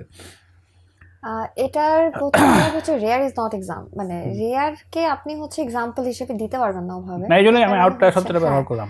হ্যাঁ, এখানে ব্যাপারটা হলো যে এই জায়গায় সবাই এই সিস্টেমের থেকে, ওই ফল্টি সিস্টেমের থেকেও যারা হচ্ছে রিকভার করে গেছে, সব কয়টা মানুষের পেছনে, মানে আমি তো আসলে অনেকজনের সাথে বিভিন্ন সময় আমার পার্সোনাল, যদিও খুব ছোট গন্ডি, তারপরও দেখা গেছে যে প্রিভিলাইজড। কোন জায়গা থেকে privileged? Not necessarily economically privileged. অনেক সময় আমাদের জীবনে এরকম, আমার স্কুলে দুজন শিক্ষকের নাম আমি এখনও বলতে পারবো, আমার কলেজের দুজন শিক্ষকের নাম আমি এখনও বলতে পারবো। এই যে একজন দুইজন শিক্ষক অ্যাকচুয়ালি পুরা মানে এডুকেশনাল লাইফে একটা মেন্টর হয়ে থাকতেছে, এরকম একজন দুজন শিক্ষক কিংবা বাবা মা কিংবা বড় ভাই কিংবা ছোট ভাই, মানে what ever it is, any how privileged, আপনি যদি তাদের স্টোরিগুলো শুনেন, তো এটা নিয়ে অবশ্য জায়গা আছে যে তাদের স্টোরিগুলো শুনেন, তাহলে দেখবেন যে প্রিভিলেজড ব্যাপারটা আছে। আমার এক ফ্রেন্ড আছে যে হচ্ছে খুবই নিম্নবিত্ত একটা ফ্যামিলি থেকে বিলং করছে, তার পড়াশোনার অবস্থা মানে স্কুলে যাই না তার এলাকা থেকে কেউ, এরকম একটা জায়গা থেকে। সে কখনো কোনো রকম প্রাইভেট টিউটর, কোনো রকম মানে কোনো রকম হেল্প পায়নি, গাইড টাইড কোনো কিছু হেল্প পায়নি ইন্টার পর্যন্ত। তার অ্যানালাইসিস পাওয়ার যেটা আমি দেখি খুবই চমৎকার। আমরা মাঝে মাঝে বলি যে ও তো প্রোডিজি, আসলে ওর সাথে আমাদের হয় না। তো এটা আসলে কি কারণে, মানে এই সময় তার যখন স্টোরি শুনতে যাই, তখন দেখা যায় যে তার স্কুলে কলেজেও দুজন টিচার ছিল যারা আসলে তার এই যে জিদ, এই যে ফল্টি একটা সিস্টেম, যে সিস্টেম তাকে নিচ্ছে না, সে হচ্ছে মানে লোয়ার ক্লাসের হওয়ার কারণে তাকে নিচ্ছে না, কিন্তু তারপরও সেই সোসাইটির মধ্যে থেকে একজন তাকে গ্র্যাব করতেছে, তাকে রাখতেছে, তাকে এনকারেজ করতেছে যে তুমি আগাও, আমি আসি, এরকম হচ্ছে এই জায়গা থেকে প্রিভিলেজড। তো যারা আসলে এই ফল্টি সিস্টেম থেকে বের হইতে পারছে, অনেক জায়গা থেকে নিজেকে ইমপ্রুভ করতে পারছে, সে জায়গা থেকে আমি জাস্ট এই ওয়ার্ডটাই ইউজ করবো যে প্রিভিলেজড। তোমার সাথে অনেকক্ষণ ধরে আলাপ করলাম, আলাপ অলমোস্ট শেষের দিকে। আমি মানে তোমার এই পুরো জার্নিতে এইবার একটা বড় স্টেক হোল্ডারের আলাপটা আসলে বাকি রয়ে গেছে। সেটা হচ্ছে যে তুমি চাচ্ছ বাচ্চারা এইটা হোক, বাচ্চাদের সিস্টেম এরকম হোক, কিন্তু বাচ্চার গার্ডিয়ান কি আসলে সেটা চায়? বাচ্চার গার্ডিয়ান তো দেখা যায় শেষ পর্যন্ত স্কুলে নাম্বার কত পাইছে সেটা নিয়েই তারা মাথা ব্যথা।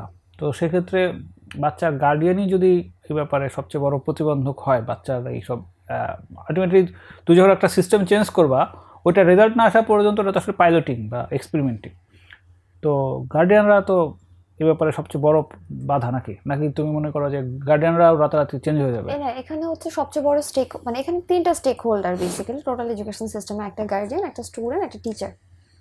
এই জায়গাতে আমার কাছে মনে হয় যে গার্ডিয়ানটা খুব ইম্পর্ট্যান্ট একটা রোল, যেটাকে আমরা সবসময় ইগনোর করে যাই, যে কারণে আমাদের আগের বছরের কারিকুলাম সিস্টেম মোটামুটি মুখ থুবড়ায় পড়ছে, কারণ মানে প্রপার 3টা স্টেক হোল্ডারের মধ্যে সেই ব্রিজটা হয়নি। এখানে আমি আবারও বলতেছি যে প্যারেন্টিং ওয়ার্ডটার সাথে পরিচিত হচ্ছি আমরা গত 5-6 বছরের ধরে, এর আগে না। আপনি যদি হচ্ছে একটু, যদিও ইসরায়েল অ্যাজ আ কান্ট্রি তারা খুব মানে ব্যাপার না, বাট মানে খুবই রিমার্কেবল কোনো কিছু না, বাট যদি তাদের একটু ইয়ার দিকে দেখানো যায়, সেটা হলো যে তাদের কিন্তু বাবা মানে মা প্রেগনেন্ট হয়েছে, এটার পরে রেজিস্ট্রেশন করার পরে কিন্তু মায়ের জন্য 2জন টিচার হচ্ছে রাখা হয়, যে তাকে হয়তো এক এক সময় এক এক কোর্স, বাট ইন্টিগ্রেটেড রেজিস্ট্রেশন হচ্ছে বাচ্চার গ্রোথের জন্য করে। এরকম আমাদের এনজিও কিছু কাজ করতেছে, আমি এটা নিয়ে বেশ ইন্টারেস্টেড ছিলাম, যে যখন একজন প্রেগনেন্ট হয়, তার বাচ্চা যখন আসবে, তার ওই সময়টা খুব ইম্পর্টেন্ট বাচ্চার জন্য, তার জন্য ওই সময়টাতে আসলে তাকে প্যারেন্টিংটা বোঝানো, একসাথে মা বাবাকে বোঝানো, এটা বাইরের দেশে খুবই কমন, আমাদের দেশে এটা এখনো চালু হয় নাই, বাট কিছু এনজিও করার চেষ্টা করতেছে। পরিবার পরিকল্পনাতে আমার মাই চাকরি করে, আমি দেখছি পরিবার পরিকল্পনাতে যেহেতু টিকা দেওয়ার ব্যাপারটা করা যাচ্ছে, জন্ম নিয়ন্ত্রণের ব্যাপারগুলো করা যাচ্ছে, সো জন্ম নিয়ন্ত্রণের এই সাথেই যদি আরেকটা ছোট্ট করে একটা কোর্স হোক, সেটা বাড়িতে গিয়ে বোঝানো হোক। ফিল্ড পর্যায়ে অনেক মানুষ আছে পরিবার পরিকল্পনা, স্বাস্থ্য অধিদপ্তর অনেক মানুষ আছে, এদেরকে প্রপার ট্রেনিং দিয়ে হোক, what ever it is, parenting ব্যাপারটা এডুকেশন সিস্টেমে এই স্টেক হোল্ডাররা স্টেকটা রাখতে পারবে তখনই যখন তারা অ্যাকচুয়ালি বুঝবে যে তারা তাদের কি করা উচিত, তারা যেভাবে করতেছে এটা কেন হচ্ছে না, আমাদের বাবা মা এটা করছে, আমাদের দাদা দাদি এভাবে করছে, আমি ওইভাবে করে যাব, কেন আমাকে চেইনটা ব্রেক করতে হবে, এটার জন্য তো একটা মানে এফোর্ট লাগবে, এটাও এডুকেশন সিস্টেমের জন্য দরকার। তো এই স্টেক হোল্ডারটাকে স্টেক নিতে পারার জন্য, ইনেবল করানোর জন্যও আমাদের অনেক কাজকর্ম করতে হবে। সেই জায়গা দিয়ে একটা কাজ হচ্ছে যে প্যারেন্টিংটা শেখানো, তাদেরকে যদি প্রপারলি প্যারেন্টিংটা শেখানো যায়, আমার মনে হয় না যে সে যদি তার বাচ্চাকে এখন যেভাবে দেখতেছে, প্যারেন্টিং কিভাবে করলে কি একটা ছোট্ট অভ্যাস, একটা ছোট্ট কথা একটা বাচ্চার মনে কিভাবে তার মাইন্ডসেট আপটা কিভাবে গ্রো করে, এই জিনিসগুলো যখন সে জানতে পারবে, আই গেস যে আস্তে আস্তে সে ওই যে মার্কটা ইম্পর্টেন্ট না, এই যে যেই বাচ্চা মারা গেছে সুইসাইড যে GPA 5 পায় না, আপনার কি মনে হয় যে সেই বাচ্চার বাবা মা একটা সময় গিয়ে জিনিসটা রিয়ালাইজ করে না, মানে করে যে আসলে এটা রং ছিল? তো এই ব্যাপারগুলো যে আমার মনে হয় যে এই জিনিসটাও ফোকাসে রাখা দরকার, যে একই সাথে প্যারেন্টিং ব্যাপারটাকে বোঝানো। ওকে, আলাপ শেষ। লাস্ট যে জিনিসটা জানতে চাই সেটা হচ্ছে যে তোমার এখন যে বয়স, তুমি তুমি যদি 79 বছর পর্যন্ত বাঁচো, তখনও কি যদি তোমার সাথে আমি পডকাস্ট করি বাবল রেশিওতে, তুমি যে আর্লি এডুকেশনের যে মডিউলগুলো তুমি বাংলাদেশে চাচ্ছ, তখনও কি সেই চাওয়ার মধ্যেই থাকবে, নাকি আমরা অলরেডি একটা নতুন কিছু দেখছি সেইটার তখন ক্রিটিক করতেছি? সিনারিওটা কি হইতে পারে? সিনারিওটা আমি তো চাই যে আমি এখন যে আর্লি স্টেজে আসছি, সেই স্টেজের অবশ্যই এত বছর পরে গিয়ে স্টেজে থাকবো না, আমি হোপফুলি থাকবো না। অ্যান্ড দেন হচ্ছে যে ওই যে আমি বললাম যে আমার তো একটা টাইমলাইন মোটামুটি রেডি করা হয়েছে, যে এই টাইমলাইনের মধ্যে আমি এইগুলো নিয়ে কাজ করবো, এটা নিয়ে কাজ করবো, দেন আমি একটা এক্সপেরিমেন্ট। তুমি তো করবা, সেটা তোমার পার্সোনাল জার্নি। আমি বলতেছি যে এটা তুমি সিস্টেমটা তুমি দেখতে চাও, মানে তোমার একটা ডিজায়ার, একটা চাওয়া আছে না, মানে সিস্টেম আছে না, সেইটা কি তুমি তোমার 79 বয়সে দেখতে পারবা, যখন আমি তোমার 79-তে পডকাস্ট করবো? এটা আসলে অবশ্যই তোমার 79 সময় আমি বেঁচে থাকবো কিনা, আমি 79 বছর পর্যন্ত বেঁচে থাকতে পারবো কি না এটা আমি জানি না, বাট আমরা আইডিয়ালি ধরে নেব। হ্যাঁ, আইডিয়ালি ধরে নেব, আশা তো করবো যে সেটা হবে। 79 বছর আসলে এখন যদি আমি কাউন্ট করি মিনিমাম 50 বছর, হ্যাঁ এরকম 50 বছর পরে, হ্যাঁ মানে হওয়া উচিত, এটাই বলবো যে হওয়া উচিত, যদি না হয় খুবই আনফর্চুনেট হবে। যদিও বলা যায় যে এখন 50 বছরে বাংলাদেশের এডুকেশন সিস্টেমের যে অবস্থা, এর আগের 50 বছরে খুব ডিফার করছে এরকমটা না, বাট আশা আমরা মানে আমার বাবা 69 এসএসসি, তো আমার বাবার চাইতে মানে আমার মনে হয় না আমার বাবার কারিকুলামের চাইতে এখানে খুব আহামরি কোনো চেঞ্জ আসছে। হ্যাঁ সেটা, বাট আমরা আশা করতে পারি এই জায়গা থেকে, কারণ আগে টাইম স্প্যানটা যেরকম ছিল এখনকার টাইম স্প্যানটা একটু ডিফারেন্ট, এখন সবকিছু অনেক ফাস্ট। সো তো ঠিক আছে নিতু, তুমি আশাবাদী হয়ে পানি খেতে থাকো, আমি আলাপ শেষ করি। ঠিক আছে। শুরুতে যেটা বলতেছিলাম যে এই বাংলাদেশের শিক্ষা ব্যবস্থা বা আর্লি স্কুলিং নিয়ে আলাপ শুরু করলে নিন্দা, সমালোচনা এবং সমস্যা খুঁজে পাওয়ার যে একটা বিশাল যজ্ঞ, সেই যজ্ঞ শেষ হইতে আমার ধারণা অন্তত 17-18 দিন লাগবে, তবু গল্প শেষ হবে না। বাট আমার মনে হয় যে সেইখান থেকে কি আউটপুট পাইলাম বা আউটকাম আসলো সেটা বিবেচনা করাটা গুরুত্বপূর্ণ। তো নিতুর সাথে এই একটা রুবিক্স কিউব থেকে যে গল্পটা শুরু হয়েছিল, সেই গল্পটার আজকে একটা চ্যাপ্টার লেখা হলো। এই চ্যাপ্টারে আমরা এই ওর যে ডিজায়ার্ড এডুকেশন, আর্লি এডুকেশন যে সিস্টেম, সেটার একটা রূপরেখা জানার এবং বোঝার চেষ্টা করলাম। এবং সেইখানে আমি মানে চাইলে হয়তো কিছু মানে পপুলিস্ট বা ওই ধরনের মুখরোচক কিছু প্রশ্ন করে আলাপটাকে একদিকে নিয়ে যেতে পারতাম, কিন্তু আমার মনে হয়েছে যে কোনো আলাপে শেষ পর্যন্ত সেখানকার সোশিওলজিক্যাল, কালচারাল এবং পলিটিক্যাল অ্যাঙ্গেলটা যুক্ত না করলে সেই আলাপটা আলটিমেটলি একটা কী বলে হাওয়াই মিঠাই টাইপ আলাপ হয়। তো হাওয়াই মিঠাই এটা বাচ্চাদের জন্য হয়তো ভালো হতে পারে, বাট আমি হাওয়াই মিঠাই ছোটোবেলাও খাইতাম না, এখন তো খাওয়ার প্রশ্নই আসে না। তো এই জন্য আমি ওই অ্যাঙ্গেলগুলো অ্যাড করার চেষ্টা করছি, এবং সেইখান থেকে আমার মনে হয় যে যে আর্গুমেন্টের যে জায়গা ছিল এবং যে আন্ডারস্ট্যান্ডিংয়ের জায়গা ছিল, সেখানে আমার মনে হয় কিছু পয়েন্ট অ্যাড হয়েছে। যদি অ্যাড নাও হয়ে থাকে আবার অ্যাড করে নেব, কারণ আমার মনে হয় যে নিতুর সাথে আমার আরও বেশ কয়েকবার গল্প হবে, সেটা বাবুলের সাথে হোক বা অন্য কোথাও হোক। তার আগ পর্যন্ত আজকের মতো আমাদের আলাপ শেষ। ভবিষ্যতে আবার অন্য কোনো টপিকে অন্য কোনো অতিথির সাথে আলাপ হবে। সবাই ভালো থাকবে।